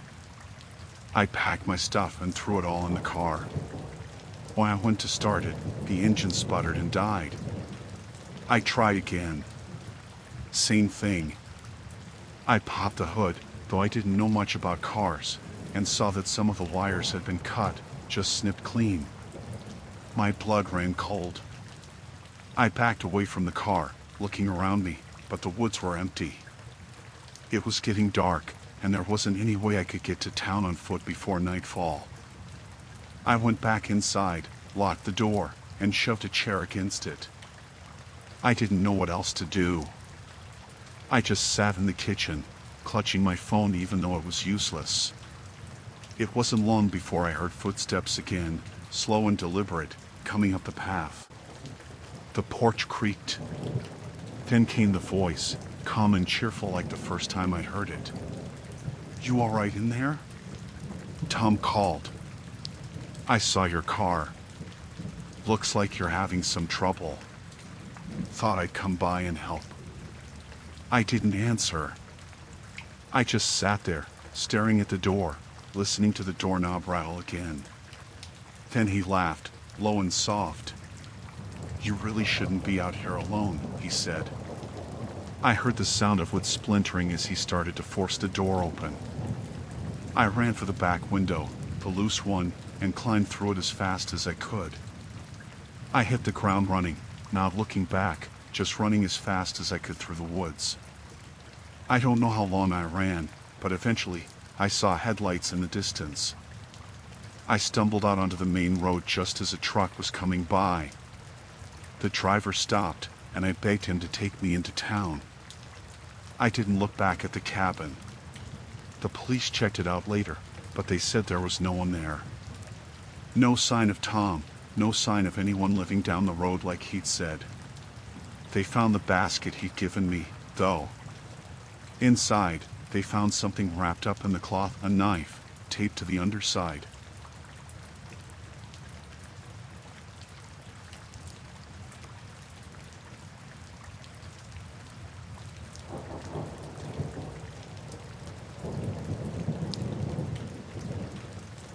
I was working late that night, later than usual. The office was mostly empty, just a few lights left on here and there.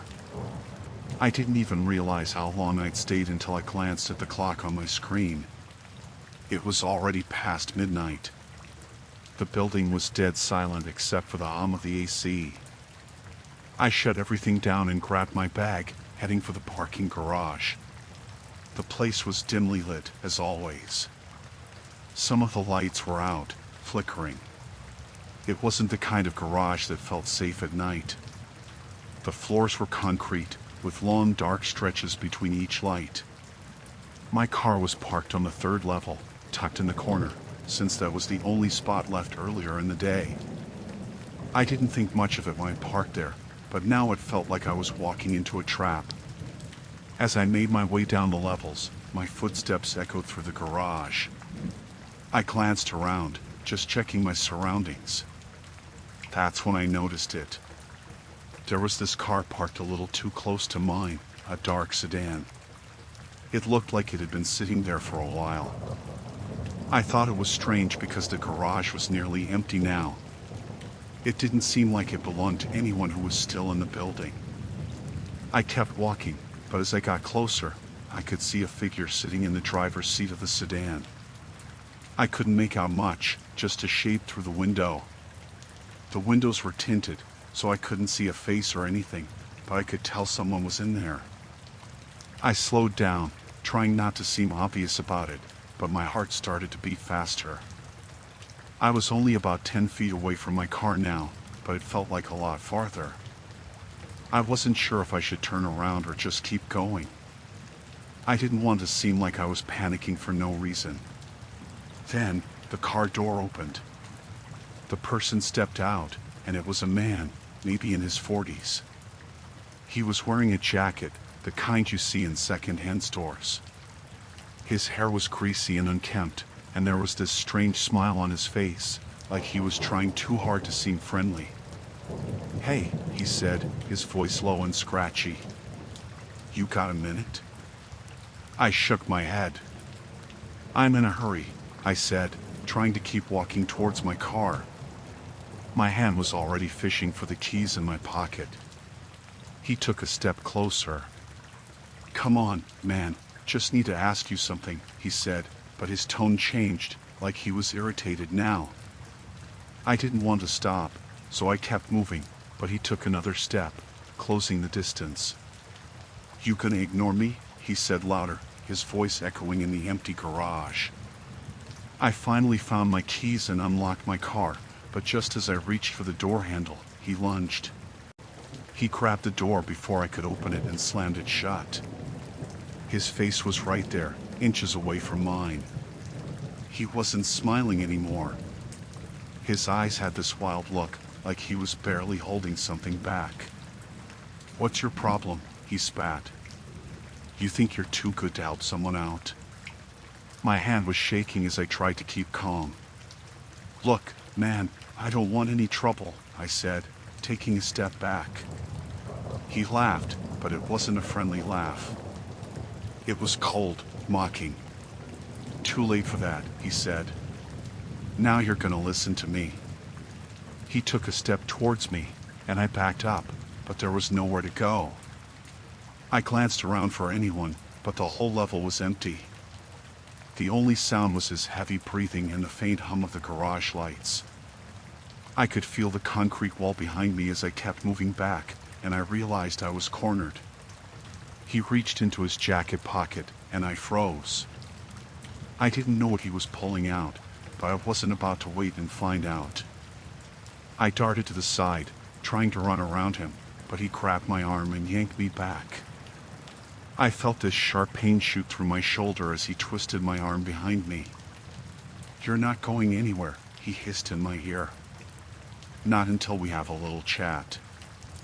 I struggled to break free, but he was stronger than he looked.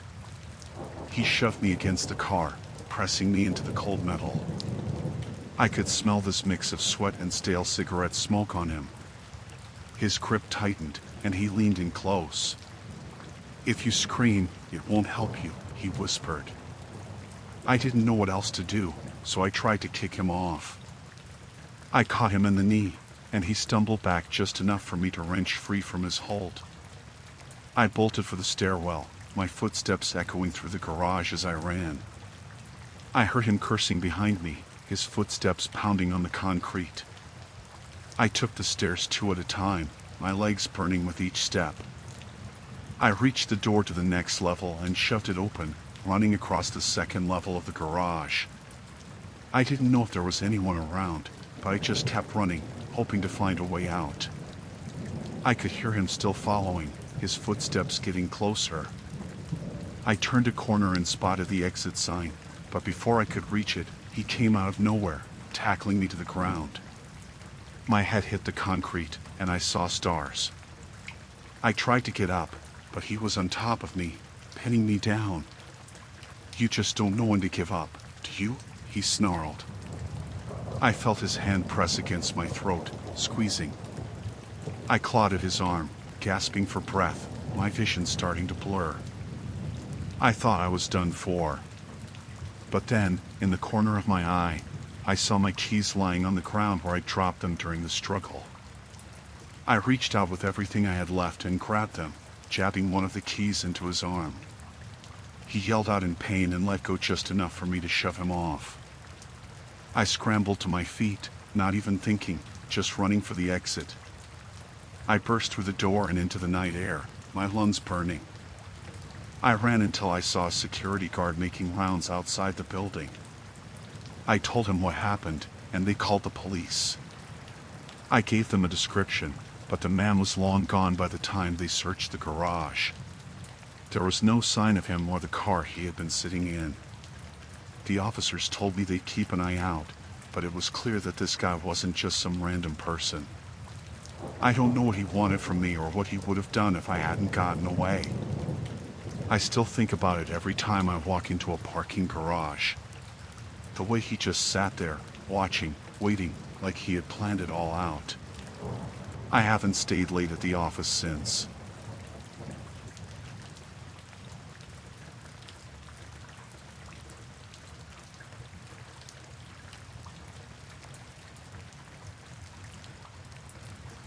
I was traveling alone for the first time, taking a break after years of working without any real time off. I decided to spend a couple of weeks abroad in a country I'd always wanted to visit. The place wasn't too touristy, but it had a mix of old architecture and scenic views, and I thought I could get some peace while still having things to explore.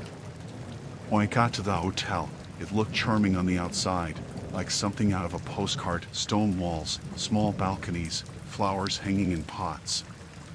It seemed perfect. Inside, though, things started to feel a little off. The lobby was nearly empty, just a dim yellow light shining from an old chandelier. There was a man behind the desk who didn't greet me right away. When I approached, he smiled, but it felt like one of those smiles you give because you're supposed to, not because you want to. I told him I had a reservation, and he took my passport right away, like they usually do for check-in. But then, instead of just noting the details, he held onto it while he typed slowly on his computer. When I asked for it back, he said they keep it at the front desk until checkout for safety reasons. I didn't think much of it at first.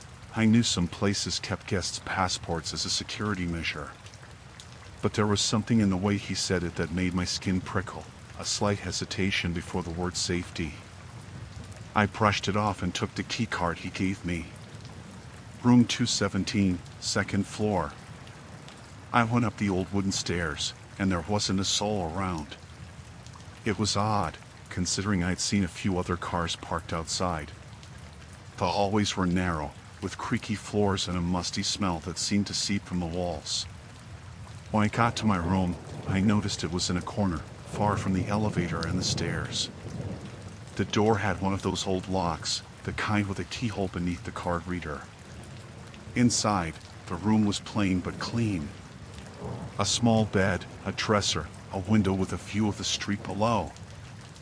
I unpacked a bit and then decided to lie down for a while since the trip had been exhausting.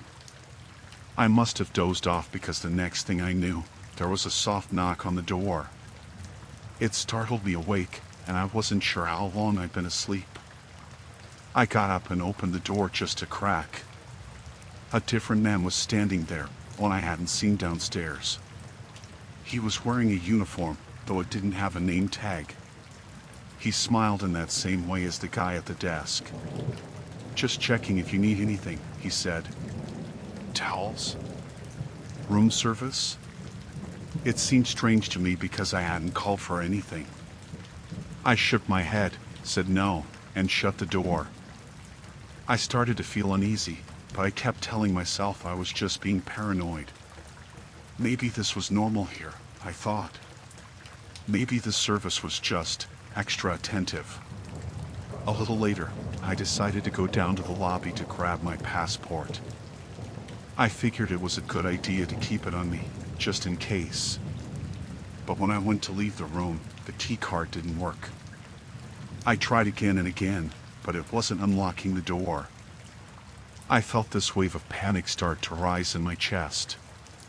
I took a deep breath and tried to keep calm. I reached for the phone on the nightstand and called the front desk. The same guy from before answered. "Hi, I can't seem to get my door open," I said. "The key card isn't working." There was a brief silence on the other end before he responded. "We're aware of the problem. It's being taken care of. Just stay in your room for now." I didn't like the sound of that at all. "Can you send someone up to open it?" I asked, but he just repeated the same thing, "Stay in the room." Then he hung up. My heart was racing now. I went to the window, hoping I could maybe signal to someone outside, but the window wouldn't open. It was locked from the outside, and there were bars on it too, the kind you don't really notice until you're trying to get out. I felt trapped. I was trapped. I grabbed my phone, but there was no service. I'd seen there was Wi-Fi when I arrived, but now it wasn't connecting. I was getting desperate. I tried pounding on the door, hoping someone in the hallway would hear me, but there was no sound, no footsteps. It was like the whole place was deserted except for me. After what felt like an hour, there was another knock at the door. This time, it was louder, and the voice that followed was deeper, colder. "Miss, open up," it said. "We need to check something in the room." I didn't respond. I was terrified. My mind raced, and I remembered I had a small pocket knife in my suitcase. I dug it out and held it, not sure what good it would do. The door handle rattled, and I heard the lock click. The door creaked open, and that same man from before stepped inside, along with the guy who had come knocking earlier. They didn't look friendly this time. Their smiles were gone. One of them blocked the door while the other stepped closer. "Where do you think you're going?" he asked, his voice low and flat. "You need to stay in your room." "I'm leaving," I said, trying to sound firm, but my voice was shaky. "I want my passport back." The man closest to me shook his head slowly. "That's not going to happen," he said. "You're not going anywhere." I don't know what came over me, but I lunged at him with the pocket knife. I didn't even think about it, just reacted. I managed to cut his arm, not deep, but enough to make him jump back in surprise. I darted for the door, shoving the other guy as hard as I could. I ran down the hallway, my bare feet slapping against the floor. I didn't know where I was going, but I just kept running. I heard them shouting behind me, the sound of their footsteps echoing in the stairwell as they chased me. I reached the lobby, but the front doors were locked. There was a glass window beside it, and I grabbed the nearest chair, smashing it against the glass. It cracked, but didn't shatter. I kept hitting it over and over until a hole opened big enough for me to climb through. I stumbled out onto the street, my legs trembling, my chest heaving. I ran until I found a taxi stopped at a light. I banged on the window, and the driver let me in. I was breathless, shaking, and I told him to just drive, anywhere but here. The hotel staff never reported anything, and I never went back for my passport. I don't know what they were planning, but I'm just grateful I got out. I kept thinking about how quiet that place had been, and I wondered if I was the only one they had done this to, or if there were others who didn't get away.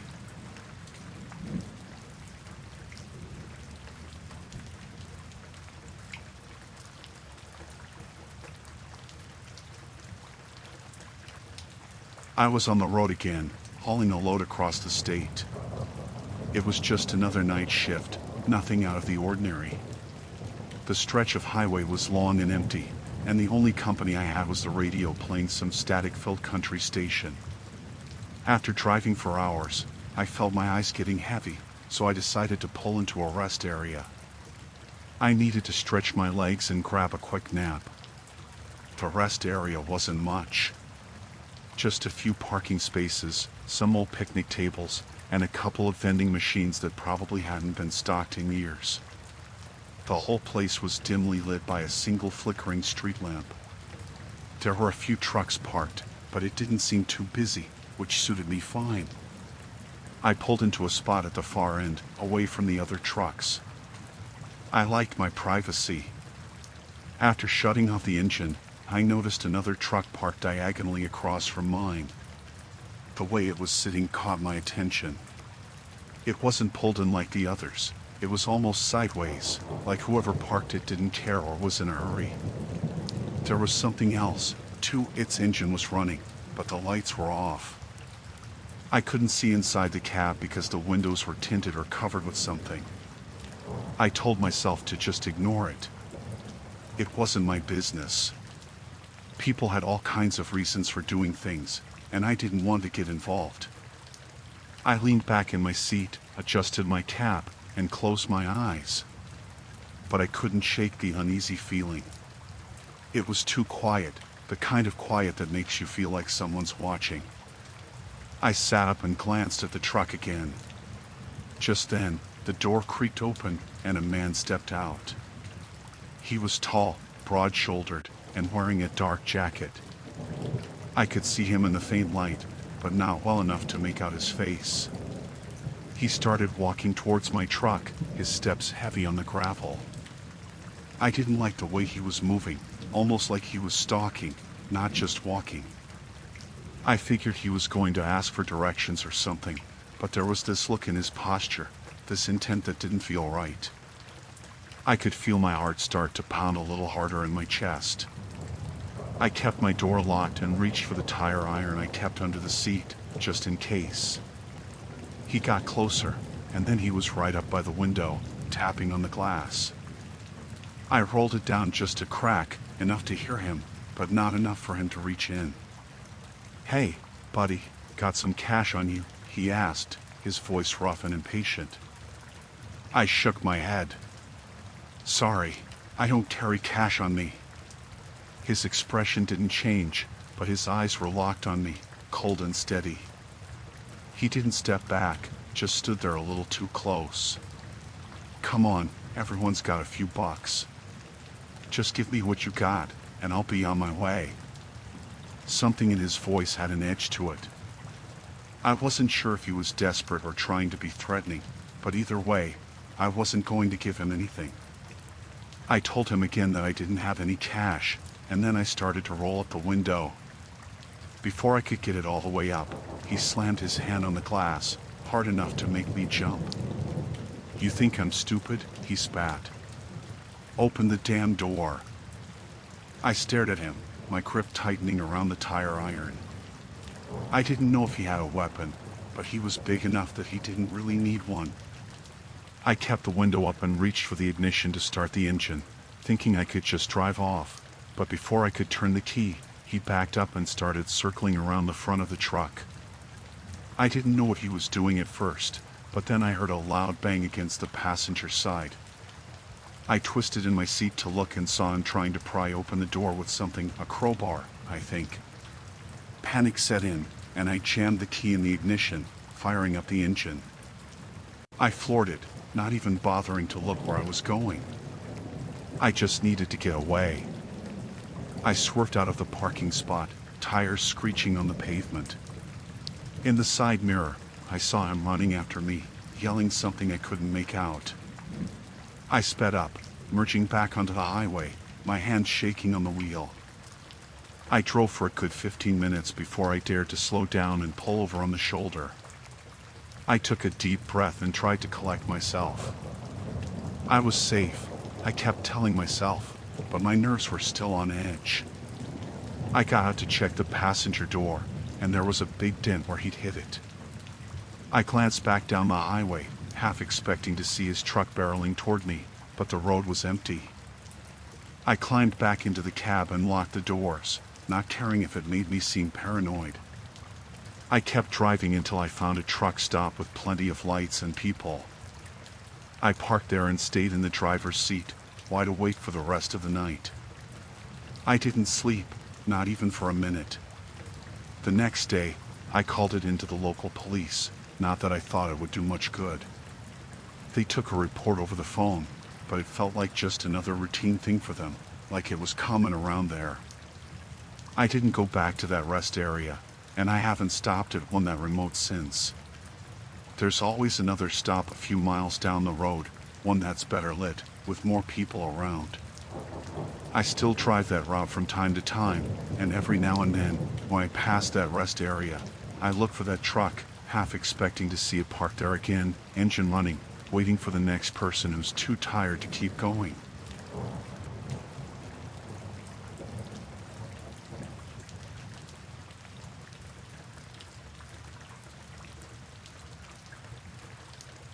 When I first moved into that little rental house, I thought it was perfect. It was set back from the main road, tucked between some tall trees with just enough space to feel private. It wasn't a big house, just one story, but it was cozy and quiet, which was all I really wanted. I figured being a little isolated would be a nice change, help me focus on settling down, maybe even feel a bit safer. I didn't realize at the time that being alone wasn't going to be the problem. The first few days were fine. I unpacked, got the place sorted out. There wasn't much around, just a small local store down the road, and a few other houses scattered about, but far enough apart that I didn't even see my neighbors. I kept mostly to myself, went to work, came home, didn't think much of it. It was actually kind of nice. Then, maybe a week or so after I moved in, I noticed something strange. I was heading out to my car one morning when I spotted something in the backyard. It was a plastic bag, a big one, like the kind you'd get at a hardware store. It was half torn, and I could see what looked like a pile of old rags or cloth inside.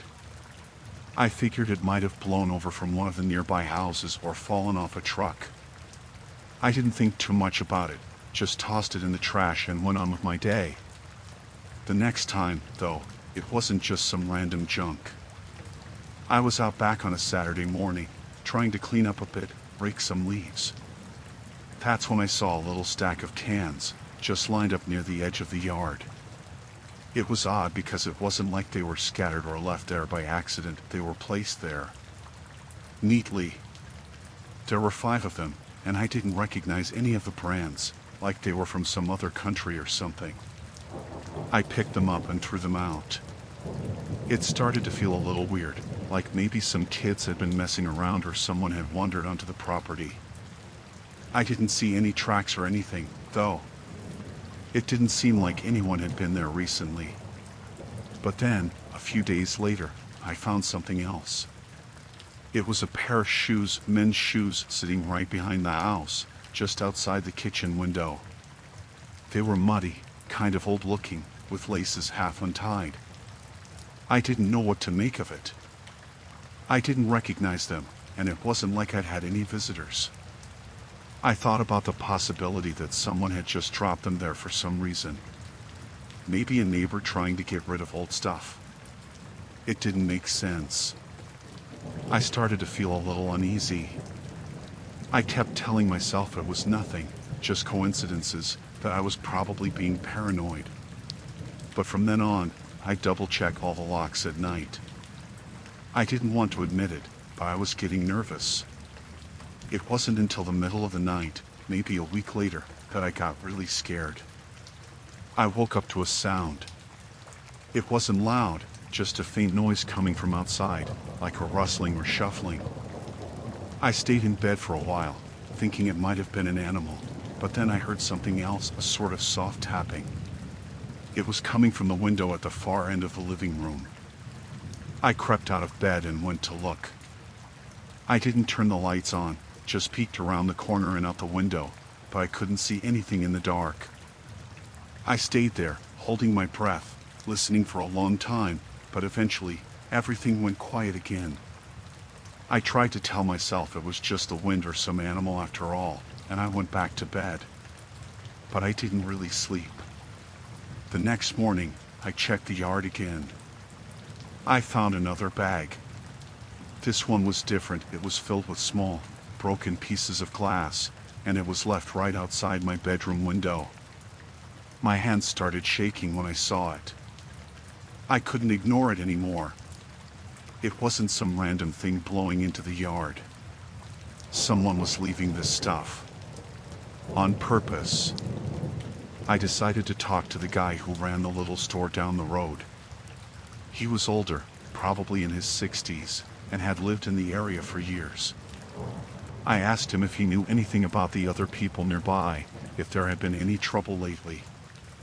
He gave me a look, kind of concerned, and said that things were usually quiet around here, that most people kept to themselves. But then he paused, like he was trying to decide whether to say something. "There is one fella," he said, "lives not too far from you. Keeps to himself mostly, but he's a bit odd. Name's Dennis. You ever seen him?" I hadn't, at least not that I knew of. The store owner didn't have much more to say, just that Dennis lived in a little house at the end of the road, mostly stayed out of sight. I thanked him and went back home, but now I couldn't stop thinking about this Dennis guy. I wondered if he was the one sneaking around my yard. That night, I stayed up late, listening. I didn't want to sleep, just in case. Around 2 in the morning, I heard it again, the shuffling, the faint tapping. It was coming from the back of the house. I crept over to the window and carefully peeked out, keeping the lights off. There was someone there. A man, crouched down near the corner of the house, his back turned to me. He was wearing a dark jacket and a hat. I could see his shoulders moving slightly, like he was doing something on the ground. My heart was pounding so hard I thought it would burst. I didn't know what to do. I just stood there, staring at him, frozen. After what felt like forever, he stood up. I ducked back behind the curtain, afraid he'd see me. I heard him walking away, his footsteps fading into the distance. I didn't move for a long time. When I finally got the nerve to go outside and look, he was gone. But there was something new in the yard. It was a little pile of sticks, arranged in a strange pattern, like a star or some kind of symbol. I felt sick. The next day, I went to the store again and told the owner what I'd seen. He looked worried and said he'd call the police, see if they could check things out. They did come by later that afternoon, walked around the yard, asked me a few questions. But there wasn't much they could do. There was no evidence, no way to prove who had been there or why. That night, I could hardly sleep at all. I kept listening, waiting for that sound again. And it came, just past midnight. This time, I didn't just stay hidden. I grabbed my phone, crept to the window, and peeked out again. The man was there, crouched near the same spot, facing the house. I don't know why I did it, but I slammed my hand against the glass. "Hey!" I shouted. "What are you doing?" He looked up, startled, and for a split second, I saw his face in the moonlight. It was a man in his 50s, with a scruffy beard and wild eyes. He stood up quickly, stumbling backward, then turned and ran into the woods. I called the police again. They came out, searched the area, but they didn't find him. One of the officers mentioned that they had run-ins with Dennis before, that he'd been caught trespassing on other properties, acting strange. They said they'd try to find him, make sure he wasn't causing more trouble. But there wasn't much they could promise. After that, I couldn't stay in the house anymore. I packed up my things and moved out as soon as I could. I didn't feel safe there, knowing that man had been watching me for who knows how long. I still think about it sometimes, how close he'd gotten, the things he'd left behind. I can't shake the feeling that I was being watched long before I even realized it.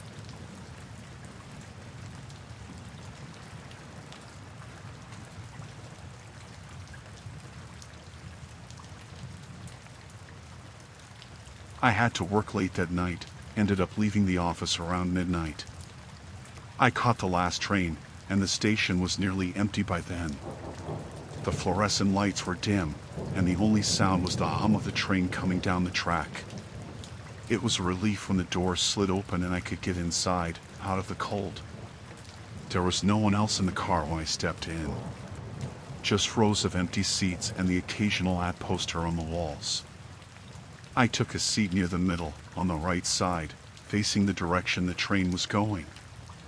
I had a few stops to go before mine, so I settled in and pulled out my phone, just scrolling through nothing in particular. After a minute or two, I glanced up. That's when I saw him. He was sitting all the way at the other end of the car, at the farthest seat. It struck me as odd because I hadn't noticed anyone else get on. He was just there, sitting with his head kind of tilted down, how it pulled over. I couldn't see his face, but I could tell he was facing me. It didn't seem like a big deal at first. I figured maybe he had been on the train already and I just hadn't noticed him because of how far back he was sitting. I went back to looking at my phone, but something didn't feel right. I kept glancing up, trying to get a better look at him without being too obvious. The train jolted a little as it sped up, and the lights flickered once or twice. When I looked back down the car, I noticed he had moved. He wasn't in the last seat anymore. Now, he was a few rows closer, still on the opposite end. I hadn't seen him get up or heard him move. It was like 1 second he was in one spot, and then he wasn't. I told myself I was just imagining things. That maybe he had stood up while I wasn't looking and taken a few steps forward. Nothing to be concerned about, right? But then the train slowed down for the next stop, and I realized I didn't hear any other footsteps. The doors opened, and nobody else got on. I expected him to get off, but he didn't. He stayed exactly where he was, just a few rows closer now. The train started again, and I tried to shake off the nervous feeling in my chest. It wasn't like he was doing anything, really. Just sitting there. But when I glanced up again, he had moved closer. He was definitely closer, at least 5 rows forward. It was like he was inching his way down the car without actually walking. I started to get a bad feeling. I didn't want to stare directly at him, but I kept looking up every few seconds to check.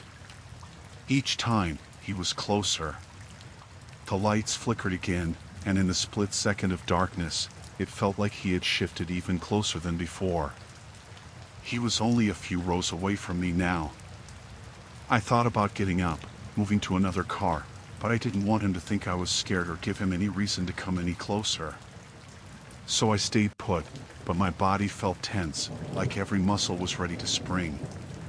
The air in the car seemed colder somehow, and I could hear the sound of my own breathing, shallow and quick. Then, at the next stop, the doors slid open again, but nobody got on. The man didn't move either. He just stayed there, a few rows away, still facing me with his head tilted slightly. I noticed that I could see his shoes now, dirty, worn-out sneakers, peeking out from under the edge of his pants. He wasn't leaning back in the seat like most people would. He was sitting upright, almost like he was ready to stand at any moment.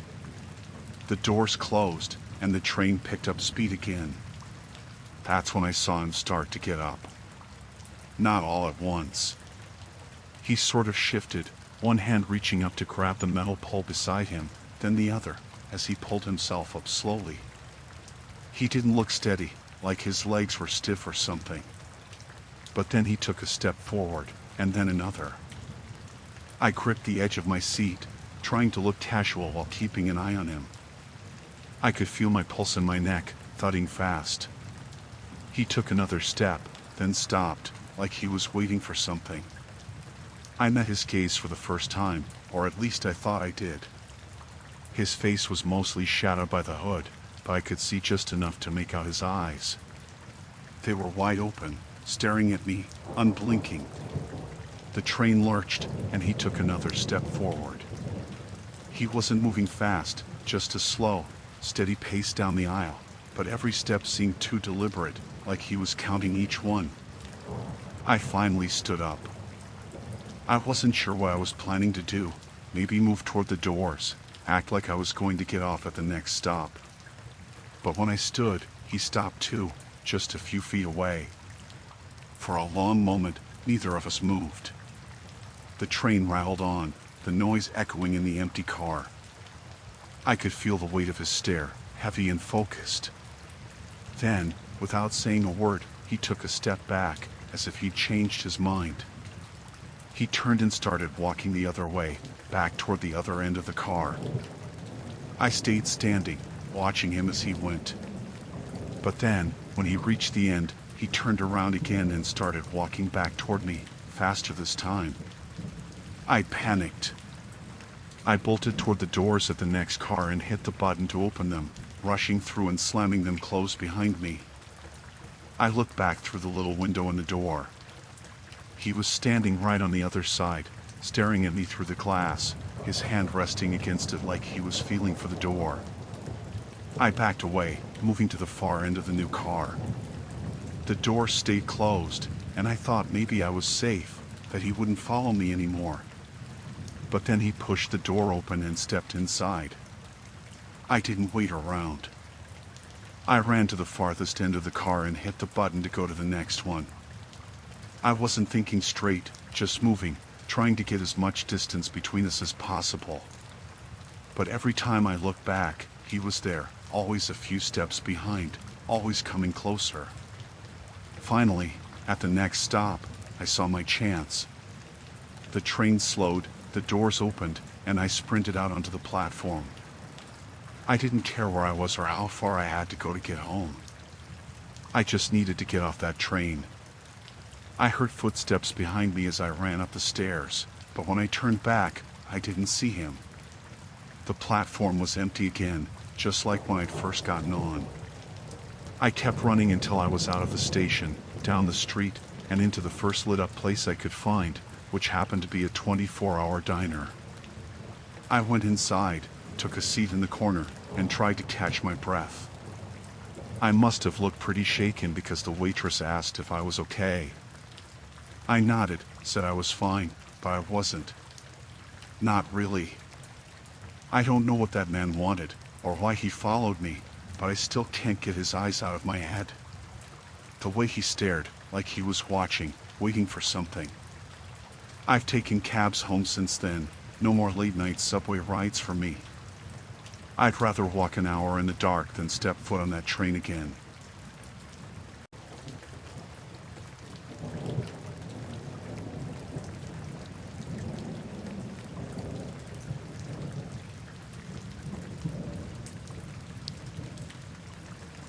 I was driving home late one night, around 1 a.m.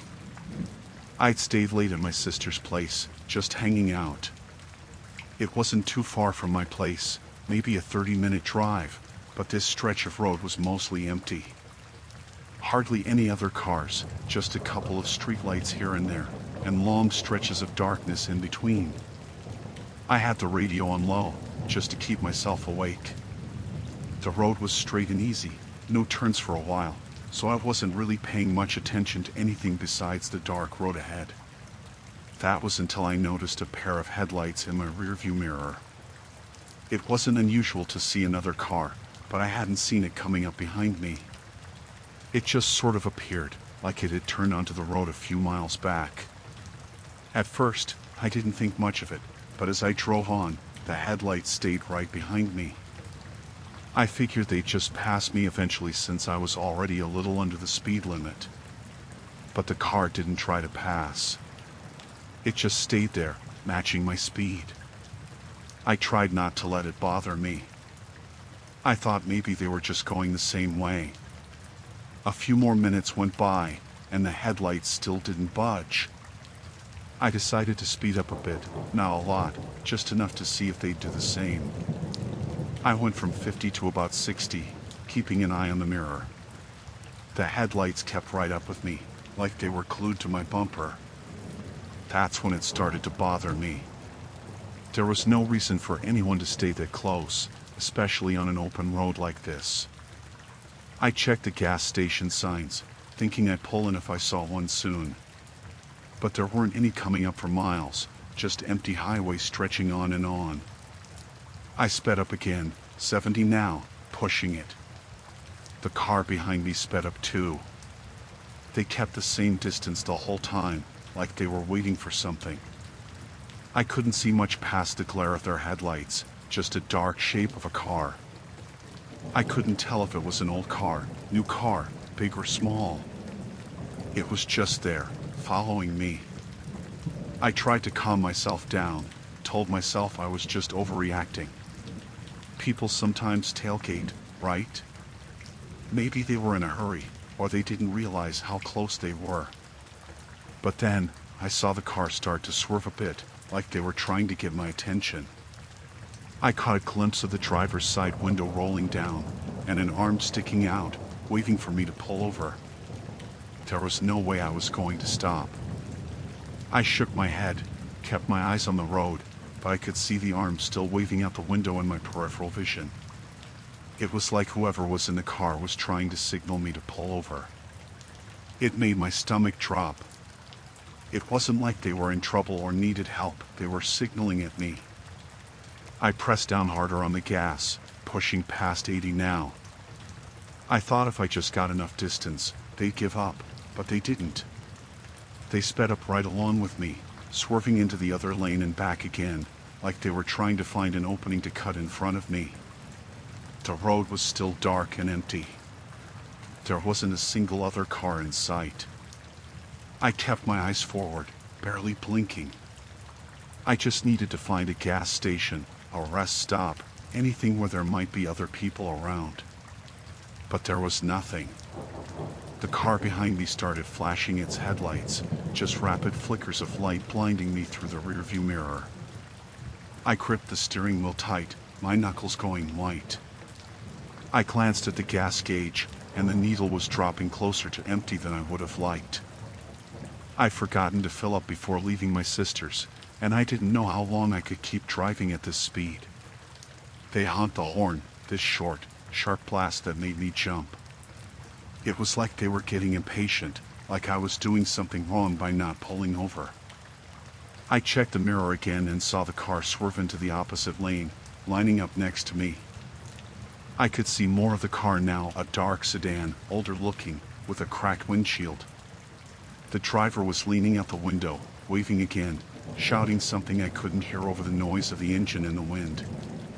I didn't look at him too long, just enough to see his face. His eyes were wide, frantic, and his mouth was moving fast like he was yelling at me. But it wasn't the kind of face you see when someone's trying to help. It was angry, desperate. He swerved back behind me and then came up close to my bumper, almost tapping it. I floored it, going as fast as my car would let me. The speedometer climbed up over 90, and the whole car shook, but the sedan was still right behind me, headlights filling up my mirrors. The road curved up ahead, and I nearly lost control trying to take the turn at that speed. The tires screeched, and I could feel the back end of the car slip, but I managed to straighten out just in time. The sedan wasn't so lucky. It swung too wide and fell behind for a moment, but it didn't take long before it was back again, headlights closing in like before. I saw a sign coming up, glowing faintly in the distance. It was for a truck stop, just a couple miles up. I held onto that, like it was the only thing keeping me from pulling over and giving up right there. I told myself I could make it, just a few more minutes. As I got closer, I could see the bright lights of the truck stop in the distance. It looked empty, just a few big rigs parked on the side and a small diner lit up. I didn't know if it was open, but I didn't care. I pulled off the highway, tires screeching as I turned into the lot. I drove straight up to the diner, parked right in front of the windows, where the light was the brightest. The sedan pulled in too, but stopped at the far end of the lot. I saw the driver's side door open, and a man got out. He was tall, maybe mid-40s, with a scruffy beard and a stained jacket. He started walking toward me, shouting something I couldn't make out. I locked the doors, kept my foot on the brake, ready to drive off again if he got any closer. Then, out of nowhere, another set of headlights flashed across the lot. A truck was pulling in, a big semi. The man stopped and looked at the truck, then back at me. He seemed to hesitate for a moment, then turned and got back in his car. I watched as the sedan sped off, tires squealing as he pulled back onto the highway. I sat there for a few minutes, just trying to calm down, my hands still shaking. The truck parked a few spaces away, and the driver got out, a big guy in a baseball cap, who walked into the diner without even looking my way. I waited a while before I left, just to be sure the sedan wasn't waiting somewhere nearby. When I finally did get back on the highway, I took it slow, kept checking my mirrors every few seconds. I didn't see the car again. I don't know what the guy wanted, or why he was trying so hard to get me to pull over. All I know is that if I hadn't seen that truck stop when I did, I don't think he would have given up so easily. I don't like to think about what would have happened if I'd run out of gas, or if the road had stayed empty the whole way. I haven't driven that route at night since then, and I don't plan on it.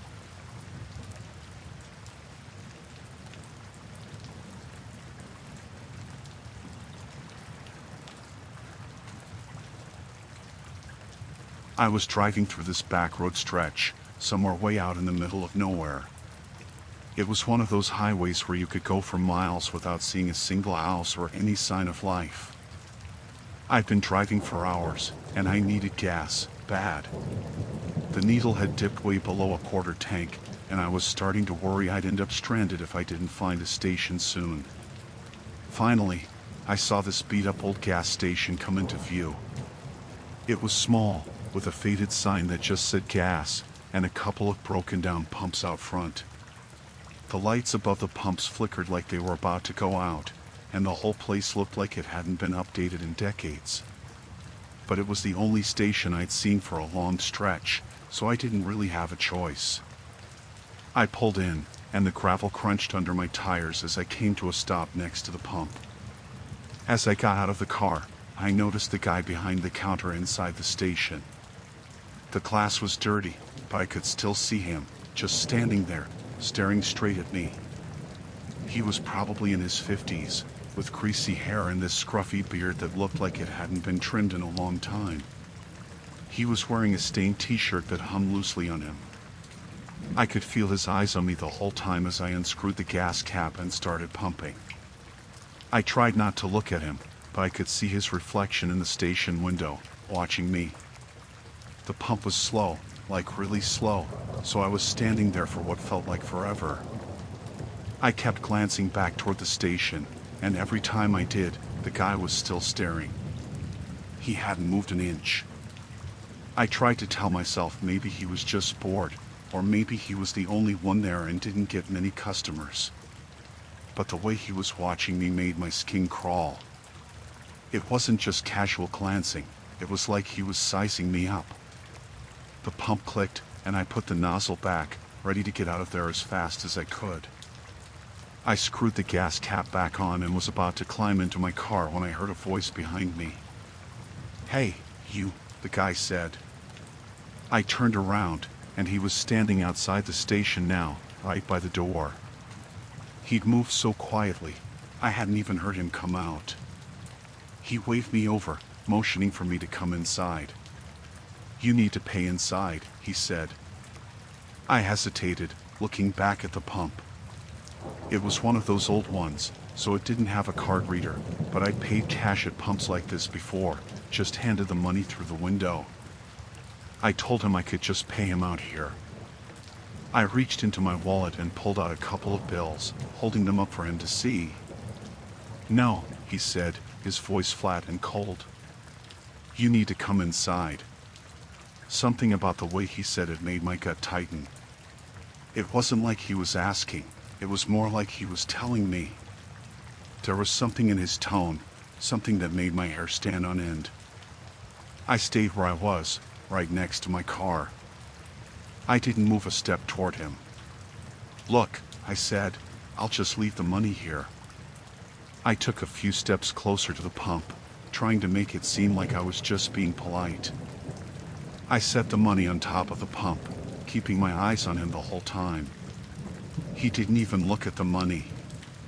He just shook his head, still staring right at me. "You need to come inside," he said again, like he hadn't heard a word I said. "I can't let you leave until you come inside." The way he said it, I don't know, it was like there was some kind of edge in his voice now, like he was getting angry. I glanced around, but there was nothing else around, just empty fields and a long stretch of highway disappearing into the darkness. I was the only car there. I took a step back toward my car. "I'm good," I said.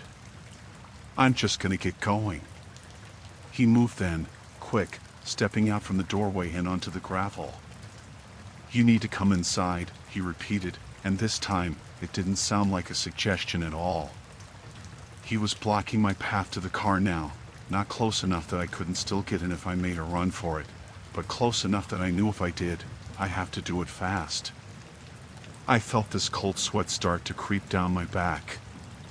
My hands were shaking, and I didn't know what to do. It was like this weird standoff, him just standing there with this look on his face, like he was daring me to try and leave without doing what he said. I backed up a little more, closer to the driver's side door, my fingers brushing against the handle. I thought maybe if I got in fast enough and locked the doors, I could just pull out before he could do anything. But then I saw him reach behind his back, and I froze. He wasn't holding anything, but the way his hand moved, like he was about to pull something out, I didn't want to find out what it was. I didn't say anything else. I yanked the car door open and threw myself inside, slamming it shut and hitting the lock button. The guy lunged at the door, and I saw his hand slap against the window, but I didn't waste time. I shoved the keys into the ignition and twisted them hard. The engine roared to life, and I floored the gas pedal, gravel flying out from under the tires as I peeled out of the lot. In the mirror, I saw him standing there, his hands still outstretched like he was trying to grab me through the glass. His face was twisted in this weird mix of anger and something else, something I didn't want to think about. I didn't slow down for a long time. I just kept driving, my hands gripping the wheel so tight they hurt. I must have gone a good 20 miles before I finally saw another car on the road. It wasn't until then that I started to feel like I could breathe again. I checked my rearview mirror over and over, just to be sure I wasn't being followed. But there was nothing behind me, just empty road. I kept thinking about the way he'd said it, "I can't let you leave." It wasn't just that he wanted me to pay inside, it was like he had something planned, something that would have happened if I'd followed him through that door. I don't know what would have happened if I'd gone inside. I didn't want to think about it too much. I was just glad I didn't find out. I'll never know what he was planning or why he was acting that way. All I know is that I'll never stop at a gas station like that again, especially not at night. There's something about those old, lonely places that just doesn't sit right with me anymore. I kept replaying it over and over in my head, that whole drive back home, the way he looked at me, the way he tried to block my path. I kept asking myself why he needed me to come inside so badly, but I didn't have any answers. Maybe it's better that I don't.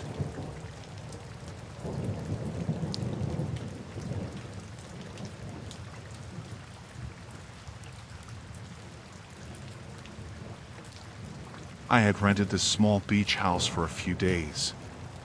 It wasn't fancy or anything, just a quiet place by the water where I could get away from everything for a bit. It was one of those old-style places, a bit worn down, but it had a deck that overlooked the beach, and that was good enough for me. I'd been there for 2 nights already, and it was nice, the kind of quiet where you could just listen to the waves and let your mind go blank. It was sometime around midnight, I think, on the 3rd night when I heard the first knock. I was in bed, half asleep, when I thought I heard something at the door. At first, I figured it was the wind or something, because the place was a bit drafty, and I didn't hear it again right away. But then it came again, harder this time, definitely knocking. It wasn't a regular pattern either, just kind of a few knocks, then a pause, then another couple of knocks, like whoever was doing it was hesitant. I got out of bed and grabbed a robe. The first thing that came to mind was maybe there was some emergency, someone hurt or lost, and they'd come to the first house they saw. I wasn't expecting anyone, and I didn't know anybody in the area, but things like that happen, right? I was still half asleep, not really thinking straight. When I reached the door, I flicked on the porch light and looked through the peephole. There was a man standing there, kind of hunched over like he was leaning on something. He was in his mid-30s, maybe older, it was hard to tell.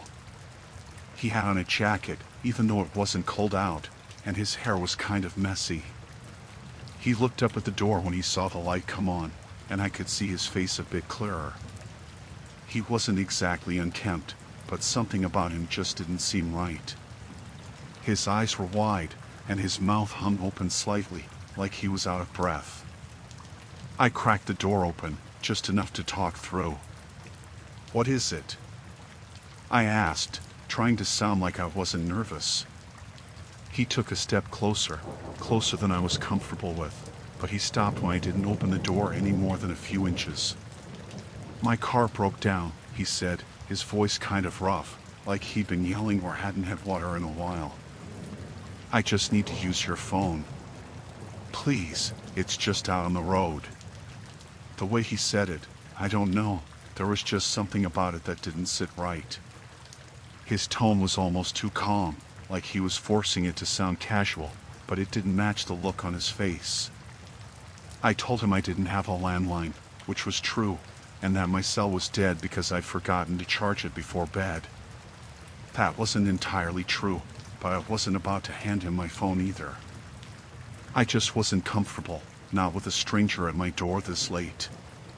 "Come on," he said, and his voice got a little sharper, a little more desperate. "It's not far. Can't you just let me in for a minute? I've been out here for hours." That's when it clicked. I hadn't heard a car. There was nothing, no sound of an engine, no sign of headlights from the road. If his car had really broken down, it wasn't anywhere near my house. I hadn't seen any vehicles out there when I got back that evening, and I was sure I would have noticed if there had been. "I'm sorry," I said, trying to keep my voice steady, "but I can't help you. There's a gas station a few miles down the road. I'm sure someone there can give you a hand." His expression didn't change much, but his shoulders stiffened. He took another step forward, closer than I wanted, and now I could smell him. There was this sour, stale smell coming off him, like sweat and something else, something sharp. "Please," he said again, but now it wasn't a question. It was like he was challenging me, like he wasn't really asking anymore. "Just let me use the phone. I'll be gone in a minute." I shook my head and pushed the door a little more closed, just in case. "I'm sorry," I said again, "I can't." For a second, I thought he was going to try and force the door open. His hands tensed, like he was about to reach for the doorknob, and he leaned in just a bit. But then he took a step back, and I thought maybe that was the end of it. Maybe he'd finally give up and go. But instead of walking away, he just stood there. He didn't turn around, didn't make any move to leave. He just stared at me through the gap in the door, his eyes fixed on mine. "Are you sure?" he said, almost in a whisper. It didn't sound like a question. There was something in the way he said it that made my skin crawl. I didn't say anything back. I just closed the door, locked it, and stepped away. I stayed there for a minute, listening, but he didn't knock again. I turned off the porch light, hoping that would be enough to make him leave. I went back to my room, but I didn't feel right. I kept thinking about him out there, the way he'd looked at me, like he wasn't going to take no for an answer. I grabbed my phone off the nightstand and checked the battery. It was at 20%, not dead at all. I should have called someone, the police or a local tow service, just in case. But I didn't want to make a big deal out of it if I was just overreacting. About 20 minutes passed, and I started to think maybe he'd left. But then I heard it again, the knocking. It was louder this time, more insistent, and now I could hear him calling out, not quite yelling, but his voice carried through the walls. "I know you're in there," he said. "I just need help. Come on, just open the door." I didn't respond. I went over to the window and peeked out, careful not to move the curtain too much. He was still there, standing just off the porch now, pacing back and forth. His head was tilted, and he kept glancing at the door, like he was trying to figure something out. I grabbed a kitchen knife, just to feel like I had some kind of defense, and I went back to the front door. I was about to tell him to leave, that I'd call the police if he didn't, but before I could, I heard something that froze me in place. It was a soft scraping sound, like metal against metal. I looked down and saw the doorknob turning slowly. He was trying to open it. I yelled at him, told him to stop, that I was calling the police right then. The knob stopped turning, but he didn't say anything. It got quiet again, too quiet, and I could hear my own breathing, heavy and uneven. I stayed there, listening, waiting for him to start pounding on the door again or yelling. Instead, I heard footsteps. They weren't loud, but I could tell they were moving away from the door, down the side of the house. I hurried over to the back door, made sure it was locked, then checked all the windows. I didn't see him anywhere, and I didn't hear anything else after that. I waited there, knife in hand, for what felt like hours. Eventually, I went to bed, but I didn't sleep much. I kept the lights on all night, just in case. The next morning, I checked outside. There were footprints in the sand, leading from the porch down toward the beach. I followed them for a bit, just to see where they went, but they stopped at a set of tire tracks near the edge of the road. There was no broken down car, no sign anyone had been stranded there. He'd left, just like that, without any explanation. I still don't know what he was planning or why he was so insistent about getting inside. I'm just glad I didn't find out. I packed up and left that beach house that same day. I don't think I'll ever go back.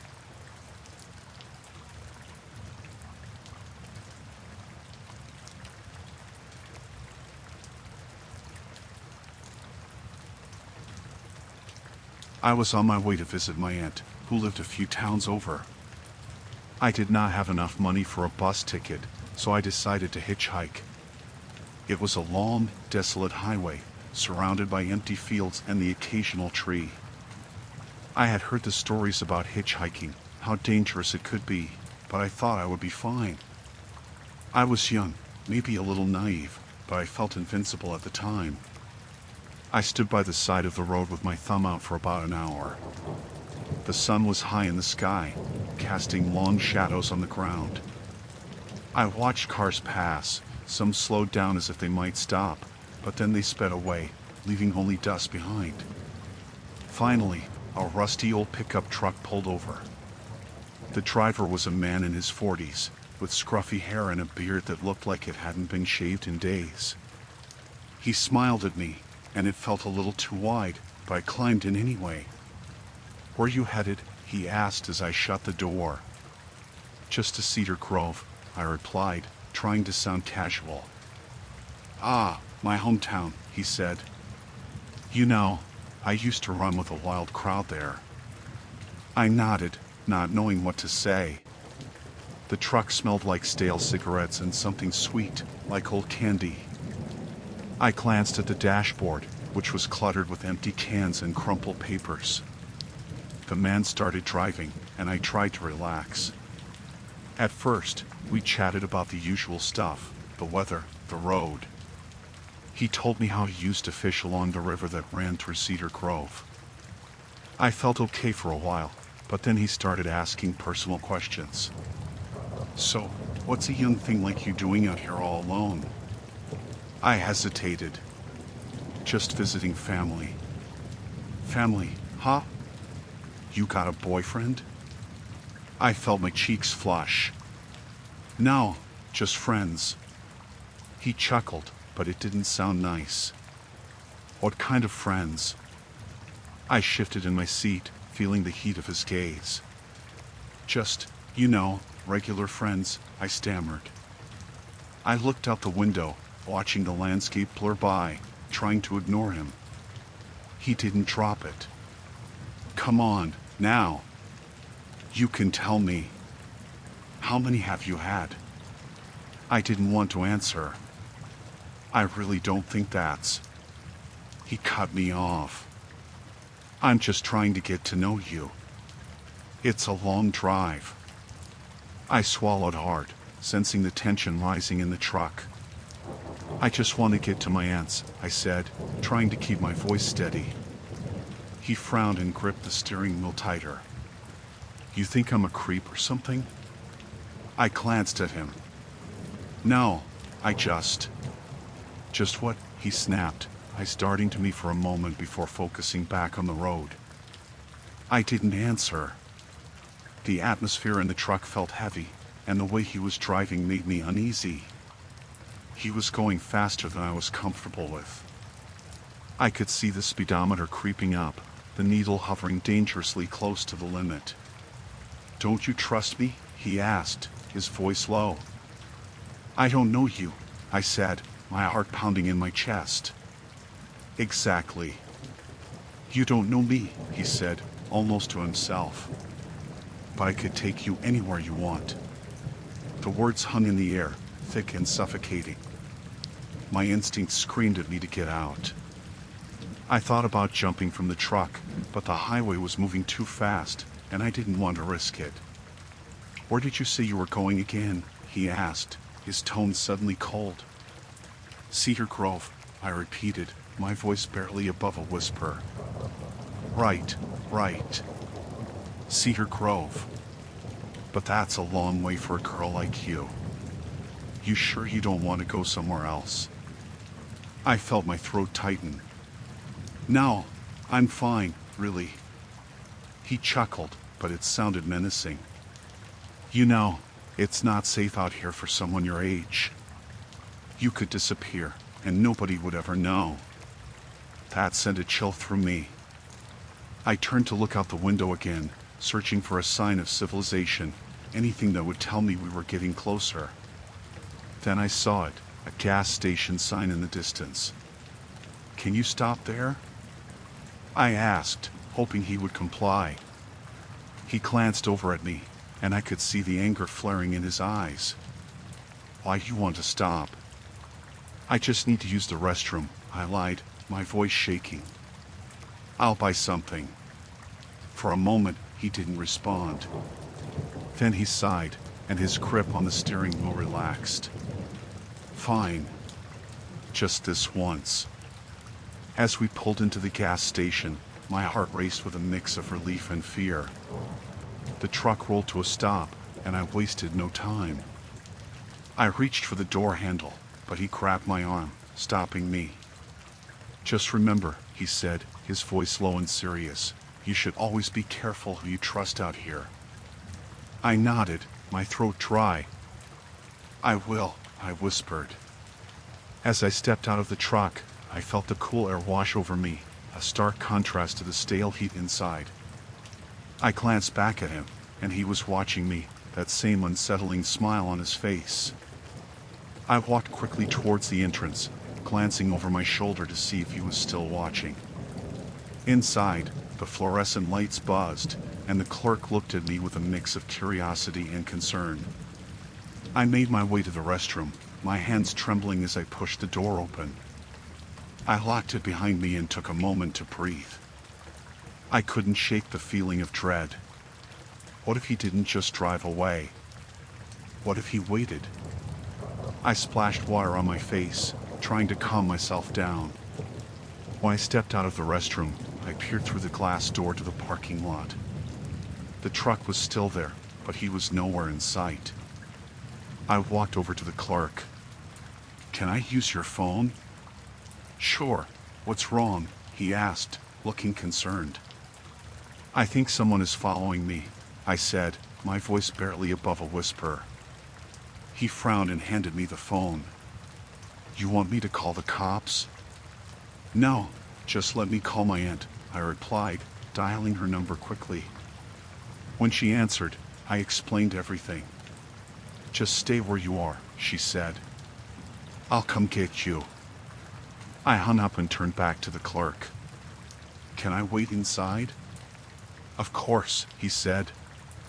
"I'll keep an eye on the parking lot." I nodded, feeling a little safer. I waited by the door, glancing out every few moments. Finally, I saw my aunt's car pull into the lot, and relief flooded through me.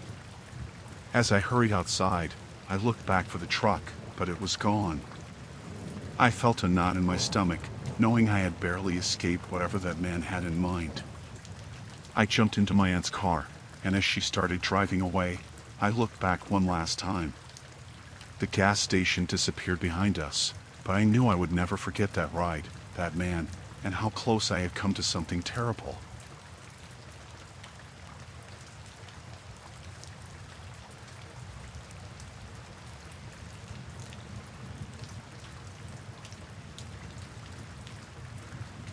I had recently moved into a new house in a quiet neighborhood. The place was charming, a little older, but it had everything I wanted.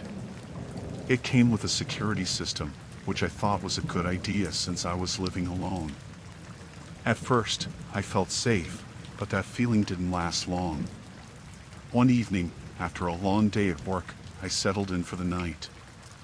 I made myself some dinner and plopped down on the couch with a book. The warm light from the lamp cast a comforting glow, and I tried to forget about the stress of the week. Then it happened. My phone buzzed loudly, breaking the silence. It was a notification from the security system, motion detected in the yard. I furrowed my brow. I set the phone down and went to check the camera feed. Nothing seemed out of the ordinary. The yard looked dark, the wind swayed the branches of the trees, and I didn't see anyone. I dismissed it as a stray animal and returned to my book, trying to shake off the unease. A few minutes later, my phone buzzed again. Motion detected in the yard. My heart raced. I set my book down and checked the feed once more. Still nothing. I started to feel foolish. It was just a glitch, I told myself. But then I noticed something strange. The camera in the front yard seemed slightly misaligned. I chalked it up to wind or maybe my own faulty installation. I went back to reading, but I could not focus. Every time the wind rustled outside, I jumped. I told myself it was just my imagination playing tricks. As the minutes ticked by, I felt that familiar anxiety creeping in. I checked the time, and it was nearing midnight. Suddenly, the system buzzed again. Motion detected in the yard. This time, I grabbed my phone and peered at the screen. I was more alert now, my heart thumping loudly in my chest. I turned up the brightness and scanned the yard. There was nothing there, but the longer I stared, the more I felt like something was wrong. I paced the living room, glancing at the front door and back at the camera feed. It felt like I was being watched. I decided to check all the windows. I pulled back the curtains and peered outside. The street was empty, just the shadows dancing under the streetlights. Still, I could not shake the feeling that I was not alone. I returned to the couch and tried to convince myself to relax. Then, without warning, my phone buzzed again. Motion detected in the yard. I groaned, frustration mixing with fear. I picked up the phone and checked the feed again. This time, I noticed something even more unsettling. The camera feed had glitched, a slight flicker passing through the video. I frowned. I knew enough about security systems to recognize that this was not normal. I stood up, suddenly feeling restless. I walked to the front door and cautiously opened it, peeking out into the night. "Hello?" I called, my voice trembling slightly. The night was silent, and the darkness wrapped around me like a thick blanket. I stepped outside, taking slow, deliberate steps onto the porch. The air was still and cold, sending shivers down my spine. I scanned the yard, my eyes straining to see in the dark. That's when I heard it, a soft rustling coming from the bushes along the side of the house. My heart raced. I turned back toward the door, ready to retreat inside, but before I could step back, I caught a glimpse of movement out of the corner of my eye. I whipped my head around, and my breath caught in my throat. A figure was standing just outside the range of the porch light, partially hidden in the shadows. I could barely make out a silhouette, but I felt the weight of its gaze fixed on me. My instinct screamed at me to run inside, but my feet felt glued to the ground. The figure shifted slightly, and I could see it more clearly now, a man, wearing dark clothes, just standing there, watching me. I felt frozen, my heart hammering in my chest. "What do you want?" I shouted, trying to sound braver than I felt. He stepped closer, and a chill ran down my spine. "I just need to talk," he said, his voice low and calm, which only made my heart race faster. "No," I replied firmly, taking a step back towards the door. "You need to leave." The man's expression darkened, and he took another step forward. "You have something that belongs to me." A surge of fear shot through me. My mind raced, trying to process what he meant. I remembered the camera feed. "You've been messing with my cameras," I accused, my voice shaking. He chuckled softly, and I felt a knot tighten in my stomach. "They're mine now. You shouldn't be here alone." That was the moment I realized I needed to get inside and call for help. I turned quickly, but before I could reach the door, I heard him moving behind me. The sound of his footsteps, heavy and deliberate, sent a wave of panic through me. I fumbled for the doorknob, my hand shaking.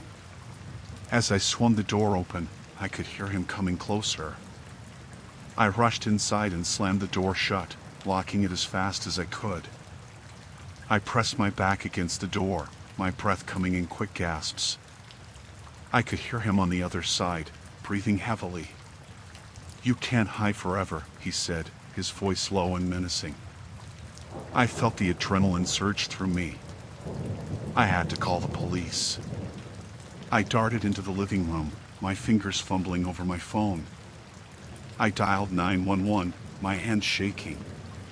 The operator answered, and I quickly explained the situation, my voice rising in urgency. While I spoke, I kept glancing at the door, every sound making me jump. I could still hear him outside, waiting. It felt like hours, but it was only a few minutes before I heard the sirens in the distance. Just then, I heard a loud bang against the door, making me scream. "You think they will save you?" he shouted. "They can't help you now." But then, I heard the police officers shout outside. They were calling for him to come out, and the urgency in their voices filled me with hope. I could hear them moving around the house, the crunch of gravel under their feet. The man outside seemed to hesitate. I held my breath, praying that he would leave. There was a moment of silence before I heard him running. I watched through the window as he dashed away, disappearing into the darkness. The officers moved quickly, surrounding the house. I opened the door a crack and called out to them. "He's gone." He was just here. They rushed inside, and I felt a mix of relief and fear wash over me. They checked the perimeter, confirming he was gone for now. One officer came back inside and asked me if I was okay. I nodded, still shaking. "He was watching me," I said, my voice trembling. "He messed with my cameras. I don't know how long he's been out there." The officer assured me that they would increase patrols in the area. They checked the cameras and confirmed that someone had tampered with them, but I had caught it just in time. I finally felt safe when they left, but the sense of unease lingered. I made sure to keep all the doors locked and stayed close to the windows, watching for any sign of him. I knew that my life had changed that night, and I would never take my safety for granted again. I learned that there are real dangers out there, lurking just outside the light, waiting for a moment of weakness. And from that night forward, I would never feel completely alone in my own home again.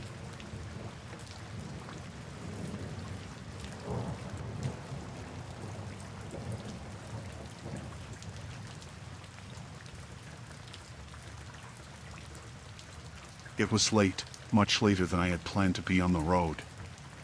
I had been driving for hours, and my stomach reminded me that I had skipped dinner. I decided to pull into a small diner I spotted on the side of the highway. The neon sign flickered, casting an eerie glow over the parking lot. The place looked worn down, but it was open, and I needed food. As I walked in, the bell above the door jingled, and I felt a sudden wave of silence wash over the room. There were a few booths scattered throughout, and a couple of tables with tired-looking patrons. The waitress, an older woman with gray hair tied back in a bun, gave me a quick nod as she wiped down a counter.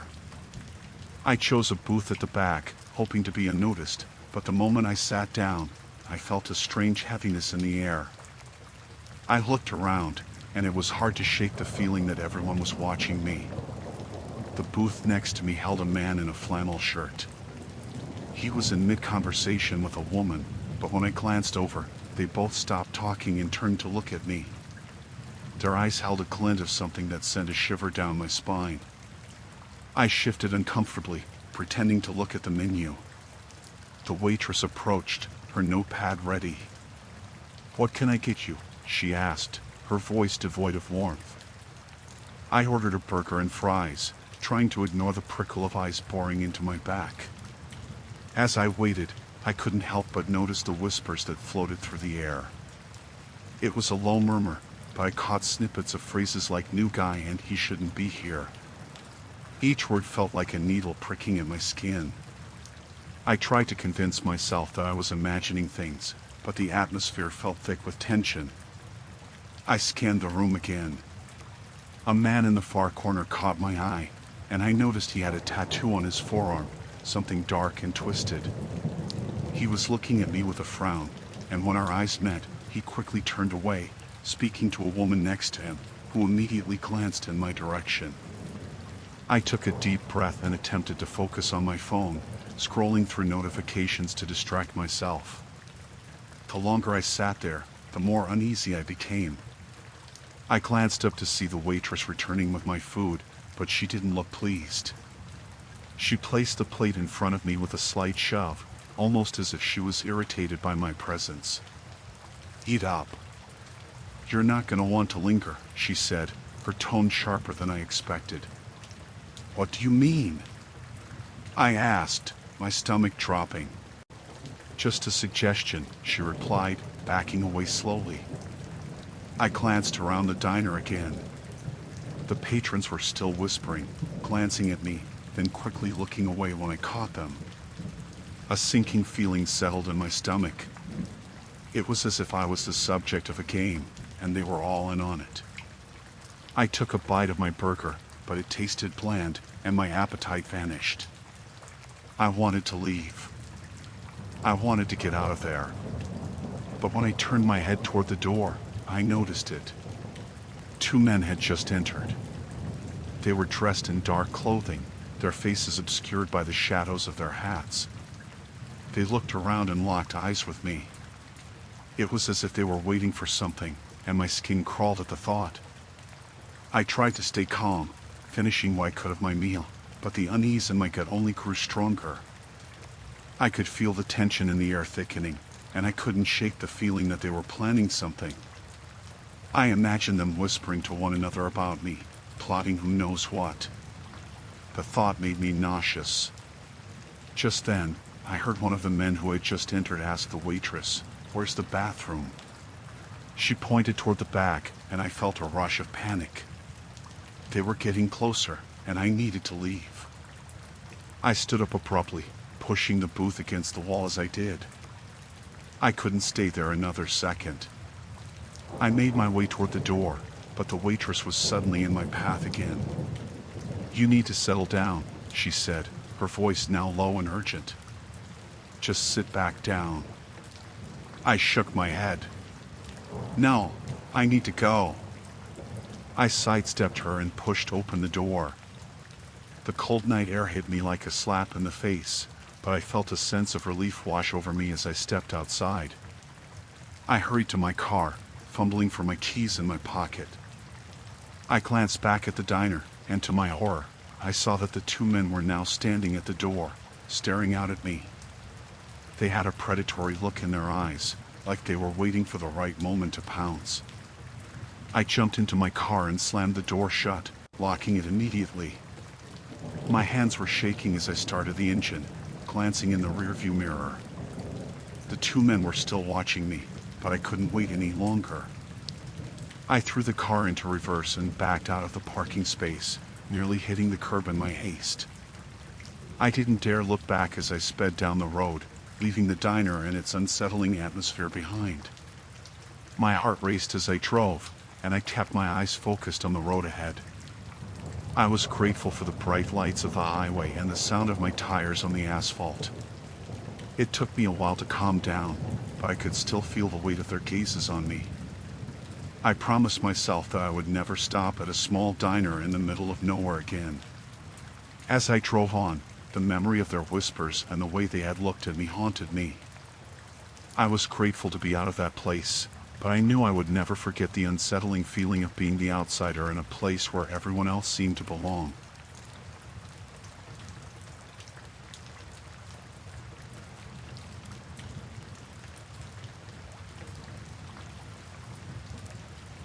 It was early autumn, and the leaves had started to change. I decided to take advantage of the mild weather and go hiking on a remote trail I had read about online. I packed some water and snacks, not expecting to see many people since it was a weekday. I arrived at the parking lot, which was mostly empty except for one or two cars. I felt excited, ready to disconnect from my busy college life and immerse myself in nature for a while. The trailhead was marked with a sign, but it was old and worn. I could see the path winding ahead, surrounded by towering trees. The air smelled fresh, and I took a deep breath as I began my hike. At first, everything was peaceful. I enjoyed the crunch of leaves under my boots and the sound of birds in the trees. After about an hour, I noticed a figure up ahead. As I got closer, I realized it was a man, dressed in a dark green jacket and a hat. At first, I thought he was a park ranger, and I felt relieved to see another person. "Hi there," he called out as I approached. "I'm Ranger Jake. Just doing some patrols today." "Hi," I said, trying to sound friendly. "I'm just out for a hike." "Great day for it," he said, stepping closer. He was in his 40s, with a scruffy beard and a friendly smile that seemed to fade as he got closer. "You hiking alone?" "Yes, just for the day," I replied, feeling a slight unease creep into my stomach. "Ah, you should be careful. This area can be dangerous for solo hikers." He looked me over, his gaze lingering a little too long. "I can keep you company if you'd like. It's always safer to hike with someone." I hesitated. "I appreciate it, but I'm okay." I've hiked alone before. He frowned, his smile slipping further. You don't want to get lost out here. I know these woods like the back of my hand. How about I show you some good spots? They're a bit off the trail. I felt uncomfortable. There was something about his tone, the way he was speaking to me, that made me uneasy.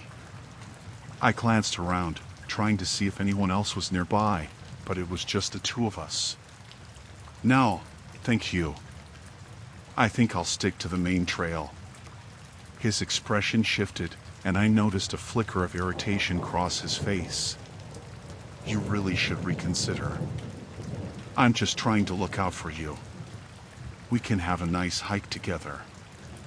I really just want to hike alone, I said, a bit firmer this time. He stared at me for a moment, and the air felt thick with tension.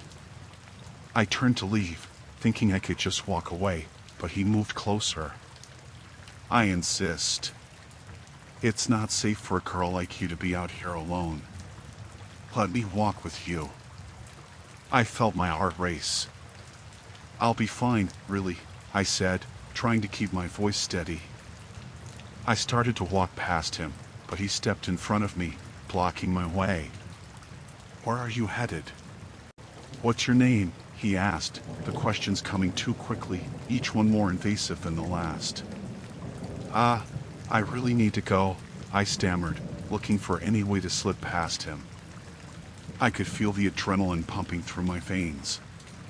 He didn't move. You shouldn't go too far without someone with you. I can show you the way back. It's easy to get turned around. Trust me. My instinct screamed at me that something was wrong. I think I'll be okay, I said, my voice a bit shaky now. I tried to sound confident, but the way he was looking at me made me feel small. He stepped closer, and I could see the way his smile turned into something menacing. You don't want to be out here alone at this hour. You might end up lost, or worse. I felt a surge of fear. The trees seemed to close in around us, and I could hear the rustling leaves, almost like they were warning me. I forced myself to think clearly. I need to call my friend, I said, pulling out my phone. It was a weak excuse, but I needed to create space. He took a step back, his face darkening. You don't need to do that. You're fine here with me. Just let me guide you. I looked around, scanning for any sign of other hikers or anyone who could help. There was no one in sight, and the path ahead looked empty. I needed to act fast. I really need to go. Please step aside. For a brief moment, I saw doubt in his eyes. He hesitated, then said, "You can't just walk away from me." I knew I had to be brave. Yes, I can. I'm not interested in hiking with you. Just let me pass. He moved to block my path again, but this time I took a deep breath and pushed past him, using my shoulder.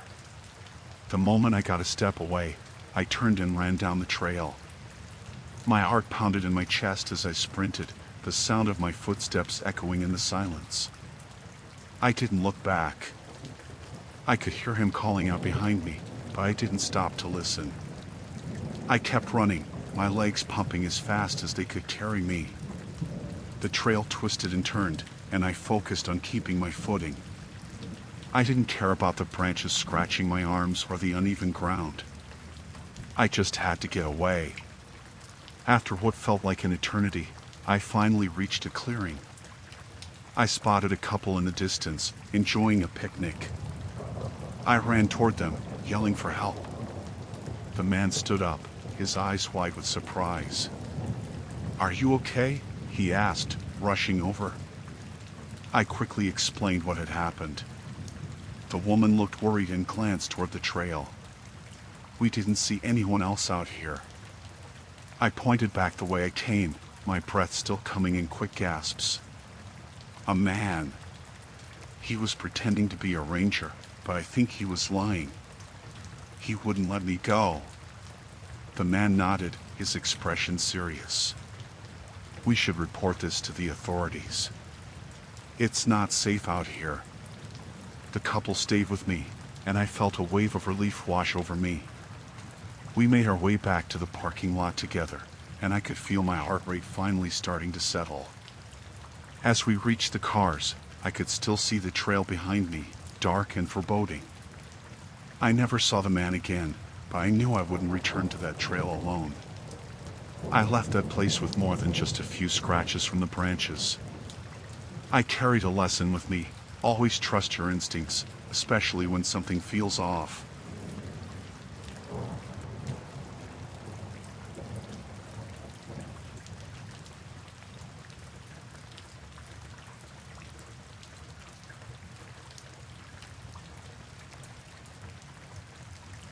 I had always been drawn to abandoned places. There was something haunting yet beautiful about the remnants of a time long past. When I heard about the old mall just outside the city, I couldn't resist. I grabbed my camera, packed some snacks, and drove up there one Saturday morning, eager to explore and capture the decaying architecture through my lens. The mall loomed ahead, its broken windows and peeling paint almost inviting me inside. The entrance was blocked by overgrown weeds, but I squeezed through a gap in the fence and stepped inside. The air was stale, and the silence was heavy. My footsteps echoed as I moved past empty storefronts.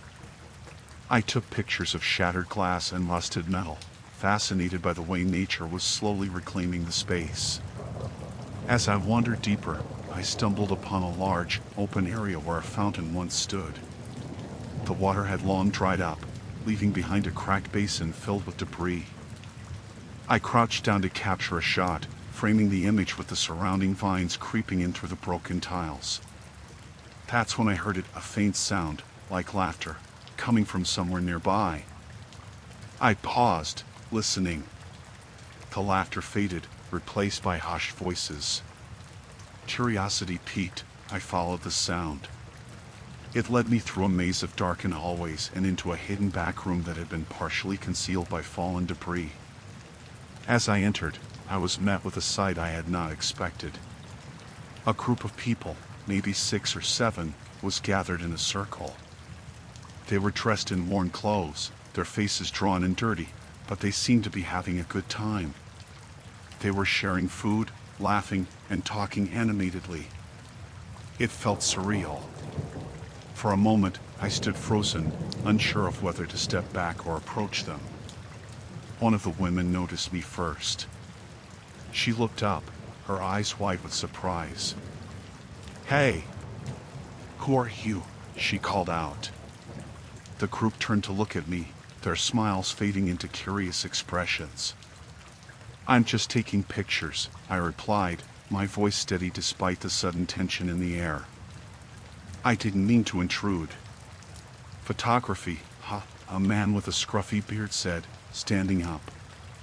"You should join us. We don't get many visitors around here." I hesitated. There was something about their invitation that felt forced. I could feel my instincts kicking in, warning me that I was out of my depth. But the curiosity nagged at me, and I stepped further into the room. As I got closer, I could see that they had made this space their home. Old blankets were spread out on the floor, and the remnants of meals littered the ground. They offered me some food, and despite my apprehension, I accepted a piece of bread, not wanting to appear rude. "We don't get many people coming by here," the bearded man continued, his gaze intense. "Most stay away. They think it's dangerous." "Why's that?" I asked, trying to keep the conversation light. He leaned in closer, his voice low. "People think it's haunted. They don't understand what it means to live here. This place has a life of its own." The others nodded in agreement, their eyes flickering with a mix of emotion I couldn't quite decipher. Part of me felt a strange kinship with them. They had carved out a life in a place most would shun. But as I looked around, I noticed a few things that made my heart race. There were makeshift barricades made of furniture, and the exits were not as accessible as they seemed. I felt the weight of their stares on me, like I was the subject of a discussion I was not a part of. I excused myself to take some pictures, needing space to breathe. I moved back to the entrance and snapped a few photos of the empty hallways outside, trying to shake off the growing sense of dread that was tightening in my chest. But when I turned back, I saw the group standing at the edge of the room, watching me intently. The atmosphere had shifted, and the laughter was gone, replaced by an unsettling quiet. "Maybe you should stay with us for a while," the woman suggested, her tone no longer friendly. "I really should be going," I said, feeling panic creep into my voice. I backed away slowly, instinctively searching for an exit. The way they stood felt like they were closing in, and I realized that this was no friendly gathering. "Why would you want to leave?" the bearded man asked, a strange smile spreading across his face. "We could show you things you've never seen before." The way he said it sent a chill down my spine. I turned and bolted toward the exit. As I ran, I heard their voices rise behind me, the laughter now a cacophony of shouts. "Hey! Where do you think you're going?" I dashed down the hallway, heart pounding in my chest. The sound of footsteps echoed behind me, growing louder as I sprinted.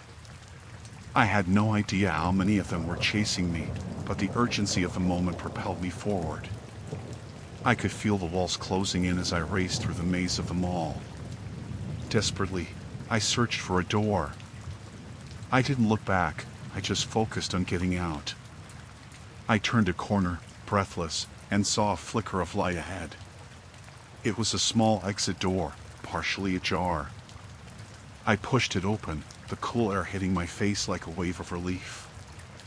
I stumbled outside, glancing back only once to see them emerge from the shadows, their expressions twisted with anger and confusion. Without thinking, I sprinted toward my car parked near the entrance. My heart raced as I fumbled for my keys, adrenaline surging through my body. I glanced back again and saw them moving closer, their pace quickening. Finally, I found my keys, unlocked the door, and jumped inside. I locked the doors just as they reached the car. I could see their faces now, eyes wild and determined. I turned the ignition, and the engine roared to life. I pulled out of the parking lot, my hand shaking on the wheel. I didn't dare look back as I drove away, leaving the abandoned mall and the strange people behind. It felt like I had narrowly escaped something sinister, a lesson learned about curiosity in forgotten places. The haunting images of their faces stayed with me long after I left, a reminder that not all who wander are lost, and some should not be found.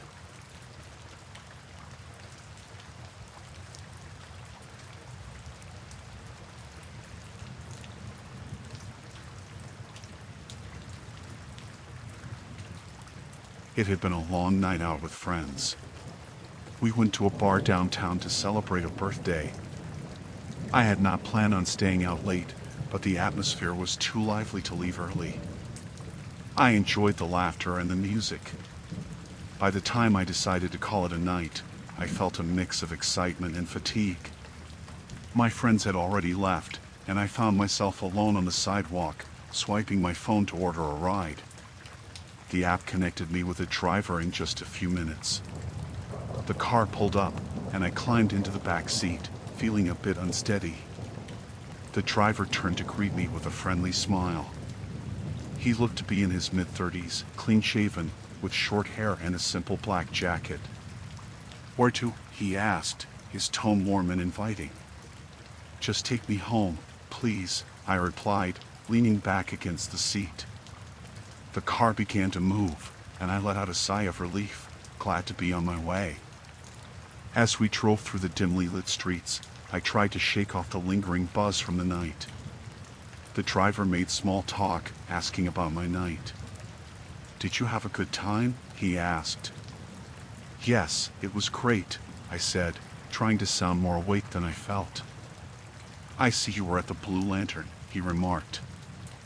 I raised an eyebrow. "Yeah, how did you know?" "Oh, I pick up a lot of people from there. It's a popular spot. I nodded, but something about the way he said it felt off. He kept glancing at me in the rearview mirror, his smile unwavering. I brushed it off, thinking it was just part of his job to be friendly. But then he continued, "You know, I saw you a couple of times this week." My heart skipped a beat. "What do you mean?" "Just around. I was driving in your neighborhood. You walked your dog on Wednesday, right? You have a little brown one?" I felt a chill run down my spine. "Ah, yeah.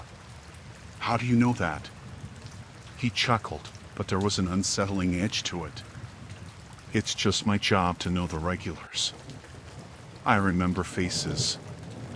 I tried to shake it off, convincing myself it was just coincidence.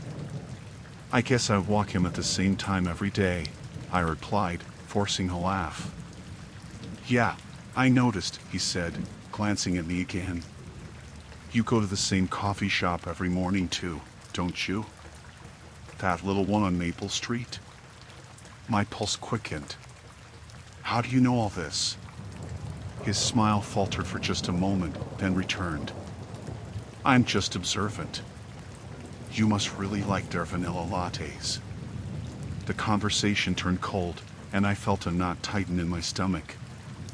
I looked out the window, trying to focus on the streets flashing by.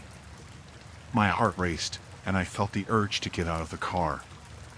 "Could you take me home faster, please?" "Sure thing," he said, his voice still light, but something about it felt forced.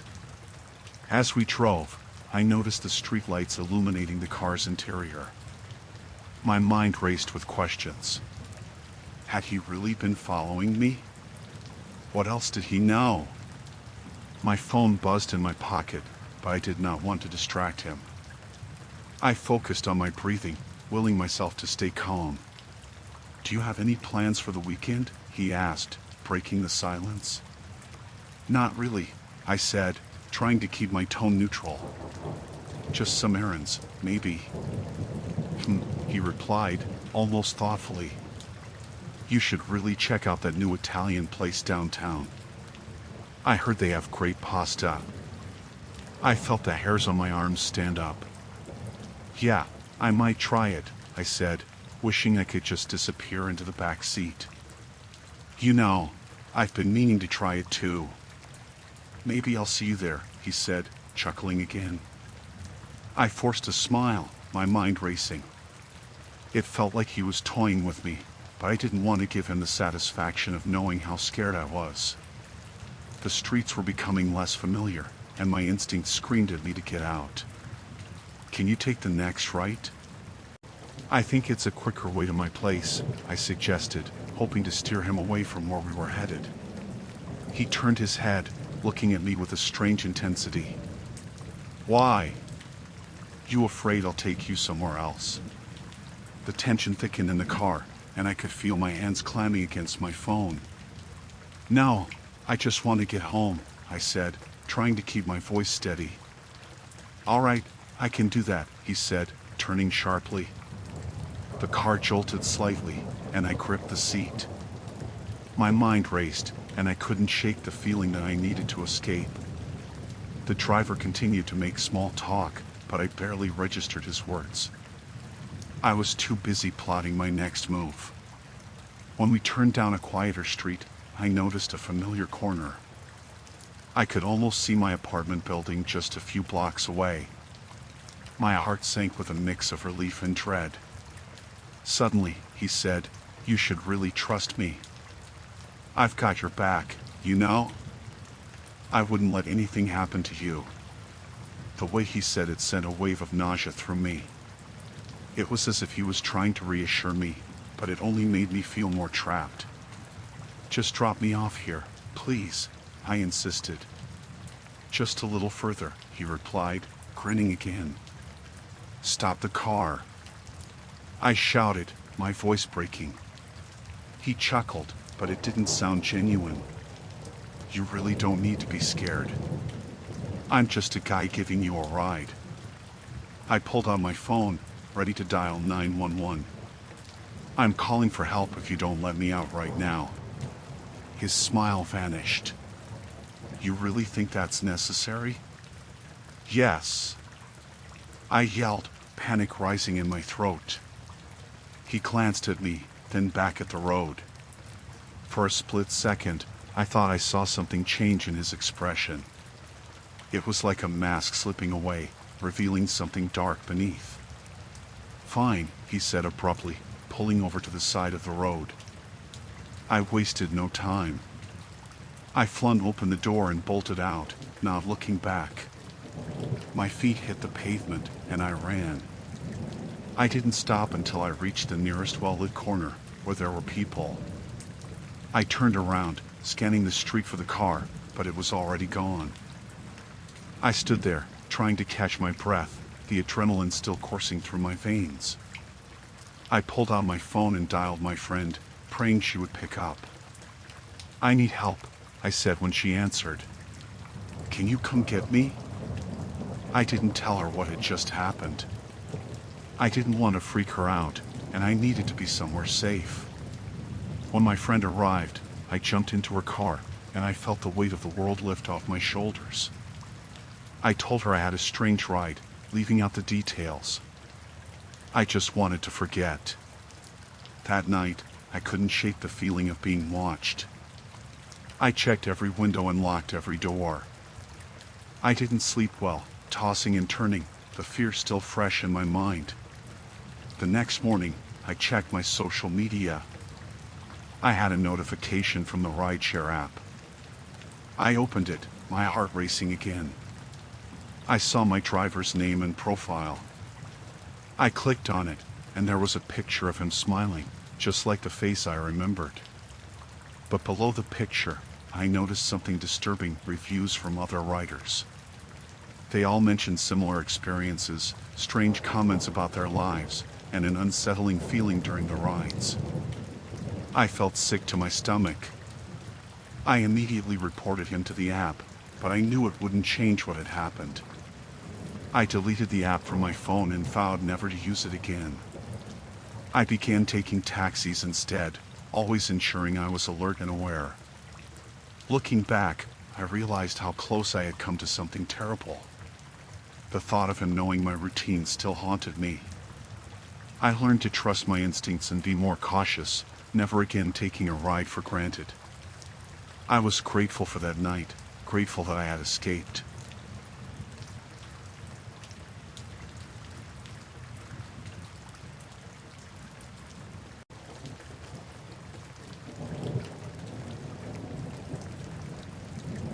I was driving home after a long day at work, tired and ready to just collapse on my couch. The road stretched before me, empty except for the occasional rustle of trees on the side. It was one of those deserted stretches where you could easily feel isolated. As I turned the radio down, I noticed a figure by the roadside, a hitchhiker, thumb out and looking desperate. I slowed my car and rolled down the window. "Where are you headed?" I asked, trying to sound friendly. "Just a little further down," he said. "Could you take me there?" I hesitated for a moment. It was late, and I had always been taught to be cautious about picking up strangers. But something about his demeanor made me think he was harmless. He looked like he had been on the road for a while. His clothes were worn, but he didn't seem threatening. "All right, hop in," I said. He opened the door and slid into the passenger seat. I could smell sweat mixed with something earthy, but I ignored it. I put the car back in gear and drove on. The silence filled the space between us at first, just the sound of the tires on the asphalt. After a minute, he turned to me and said, "Thanks for stopping." "Not many people do." "No problem. I know what it's like to be stranded out here." I tried to keep the conversation light. "You traveling far?" "Just moving around, you know," he said. "Trying to find a place that feels right." His eyes were fixed on me, studying me in a way that made me uneasy. "You ever feel lost?" Sometimes, I admitted. But I think we all do at some point. He nodded slowly, as if he understood something deeper than what I was saying. You have a nice car. Is it new?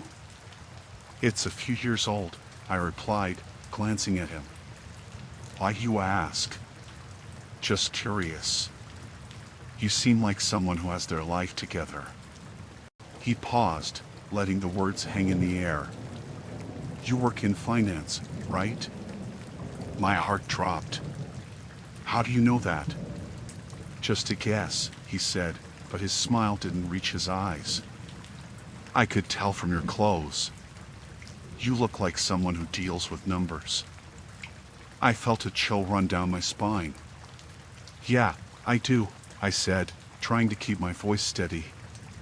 What about you? What do you do? He chuckled softly, shaking his head.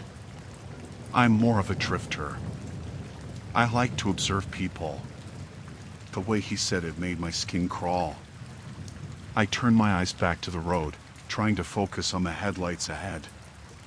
That sounds interesting, I said, forcing a smile.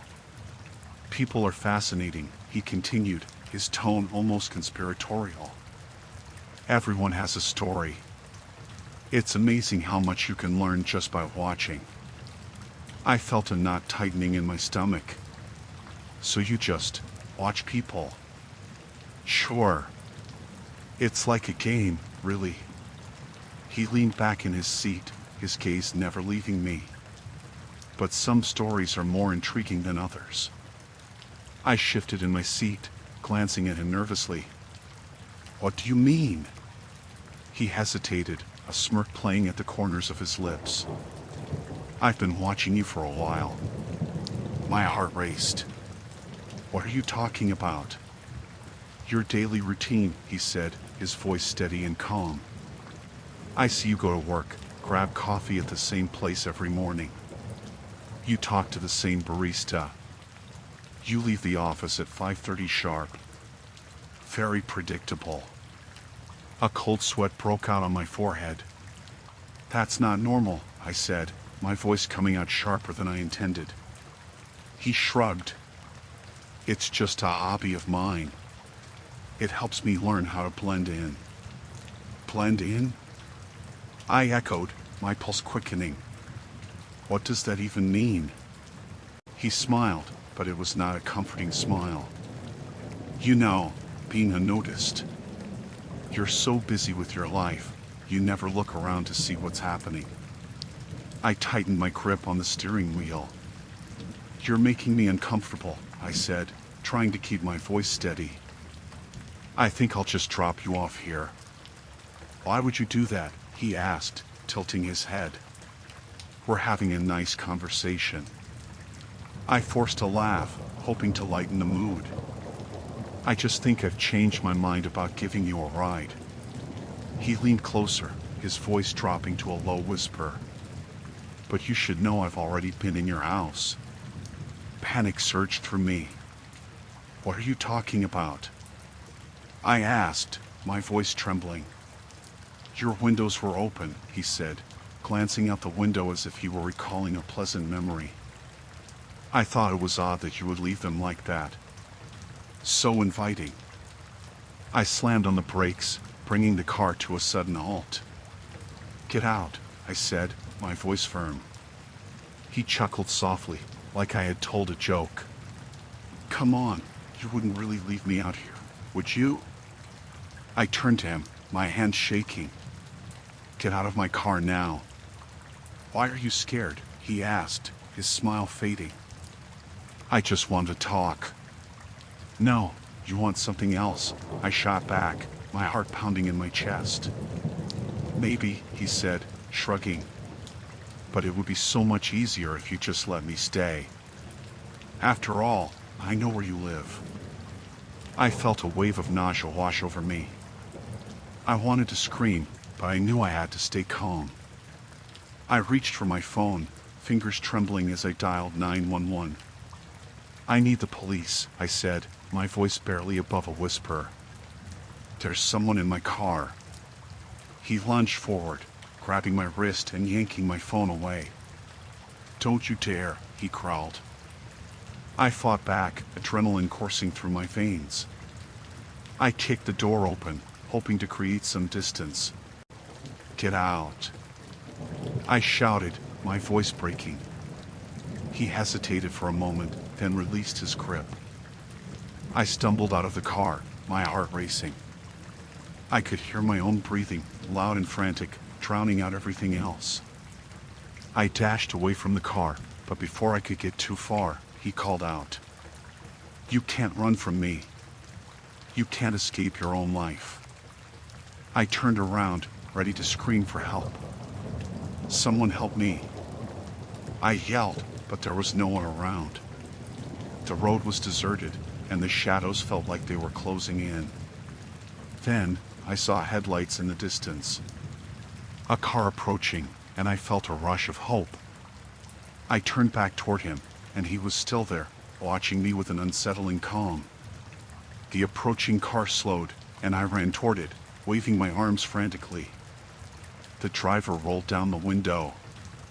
"What's wrong?" he asked, concern etched on his face. "Please, help."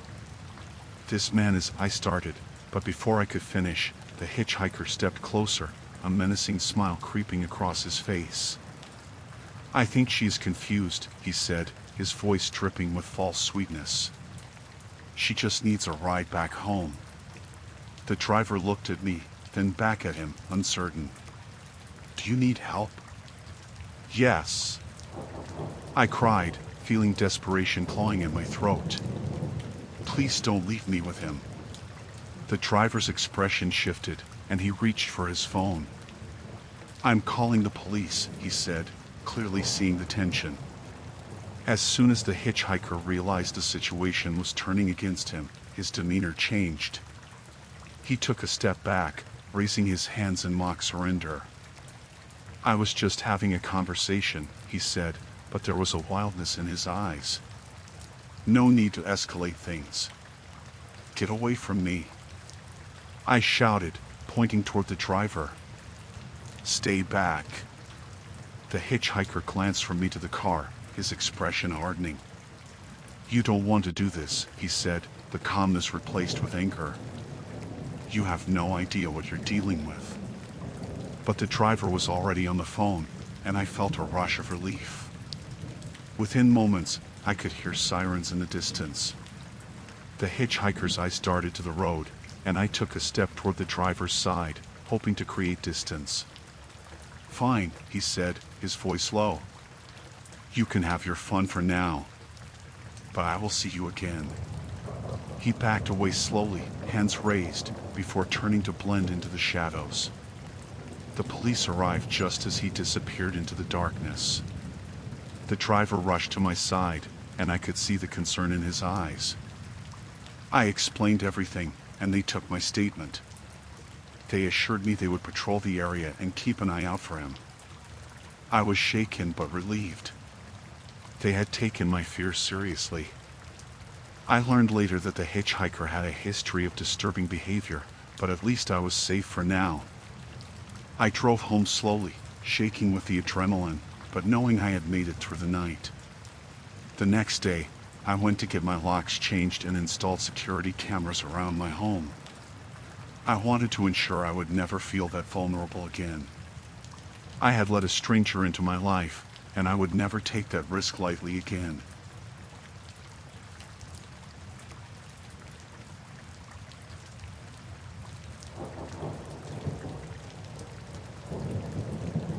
It was late when I finally decided to stop for the night. The highway stretched endlessly ahead, and I felt exhausted from the drive. I pulled into a small, cheap motel just off the road. The neon sign flickered in the darkness, and the parking lot was nearly empty. I could see a few cars scattered about, but it felt deserted. The motel lobby was dimly lit, the kind of place where the air felt stale. The manager, a middle-aged man with a thick mustache, greeted me with a half-hearted smile. "Looking for a room?" he asked. "Yes, please," I said, trying to sound cheerful. I just wanted to settle in and get some sleep. He handed me a key with a worn wooden tag. "Room 4, he said, pointing down the hallway. "You'll be fine. Not many guests tonight." I nodded, thankful to hear that. I made my way to my room, the door creaking slightly as I opened it. The room was small but clean enough. A faded quilt covered the bed, and the bathroom looked serviceable. I dropped my bag on the bed and stretched, feeling the tension of the road begin to fade away. After a quick shower, I changed into my pajamas and settled on the bed. I pulled out my phone to catch up on messages, but soon enough, I felt the weariness wash over me. I turned off the lights and closed my eyes. In the stillness, I heard a sound. It was faint at first, like a rustling outside my door. I opened my eyes, straining to listen. The noise grew louder, a persistent jiggling of the doorknob followed by a soft knock. My heart raced. "Hello?" I called out, unsure of what I was doing. There was no answer, just the sound of the knob rattling again. I got out of bed, still half asleep, and approached the door. I peeked through the peephole but saw nothing, just a dimly lit hallway stretching to the end. I felt a chill creep down my spine. I backed away, my mind racing. Was I imagining things? I took a deep breath and decided to call the front desk. The manager answered almost immediately. "Everything okay?" he asked, his voice friendly but flat. "There's someone outside my room," I said, trying to keep my voice steady. "They keep trying to open the door." He paused. "No one else has checked in tonight. You're the only guest." "That can't be right," I said, my voice rising. "Someone is definitely out there." "I assure you, I would know," he replied, his tone now a little more firm. "Just lock your door and you'll be fine." I hung up, my heart racing even faster. I went to the window, pulled the curtains aside, and looked out. The parking lot was empty, just the flickering lights of the sign in the distance. I could feel the air around me grow heavy. I was alone, and yet I didn't feel safe. After a few moments of silence, the noise returned. This time it was louder, more insistent. Someone was knocking softly at first, then harder. I stumbled back to the door, heart pounding in my chest. "Who's there?" I called, but no one responded. A surge of fear gripped me. I was alone in a strange place with no one around. I backed away from the door, not knowing what to do. The knocking stopped, but the unsettling feeling in the air only grew. I sat on the edge of the bed, unsure if I should call the police or wait it out. Just as I thought the worst was over, I heard it again, a slow scraping sound, like fingernails running along the wood. My breath caught in my throat, and I felt tears prick at the corners of my eyes. I grabbed my phone, my fingers trembling as I dialed for help. 911, what's your emergency? A calm voice answered. "I'm at a motel," I whispered, trying to keep my voice steady. "I think someone is trying to get into my room. Can you tell me the address?" I quickly relayed the details, and the operator assured me help was on the way. As I hung up, I heard footsteps outside, heavy and deliberate. My heart dropped. Whoever it was, they were still there. I quickly locked the bathroom door and crouched down, hoping to remain unnoticed. I could hear the footsteps drawing closer, the soft sound of someone breathing outside. The silence was deafening, interrupted only by my own rapid heartbeat. Minutes passed like hours.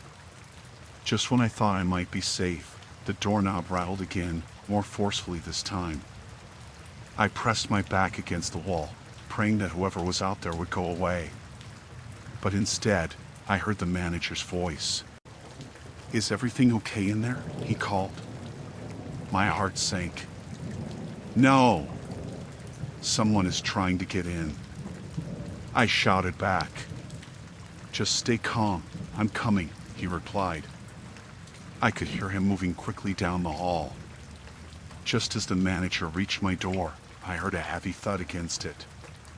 "Open up," a voice called out, deeper and rougher than the manager's. "Let me in." I felt a surge of terror. "Who are you?" I shouted, my voice breaking. The manager's voice came again, firm and protective. "Get away from that door." There was a moment of silence, and then I heard the sound of footsteps retreating. I didn't know what was happening outside, but I didn't dare move. The seconds dragged on, and I remained frozen, afraid to breathe.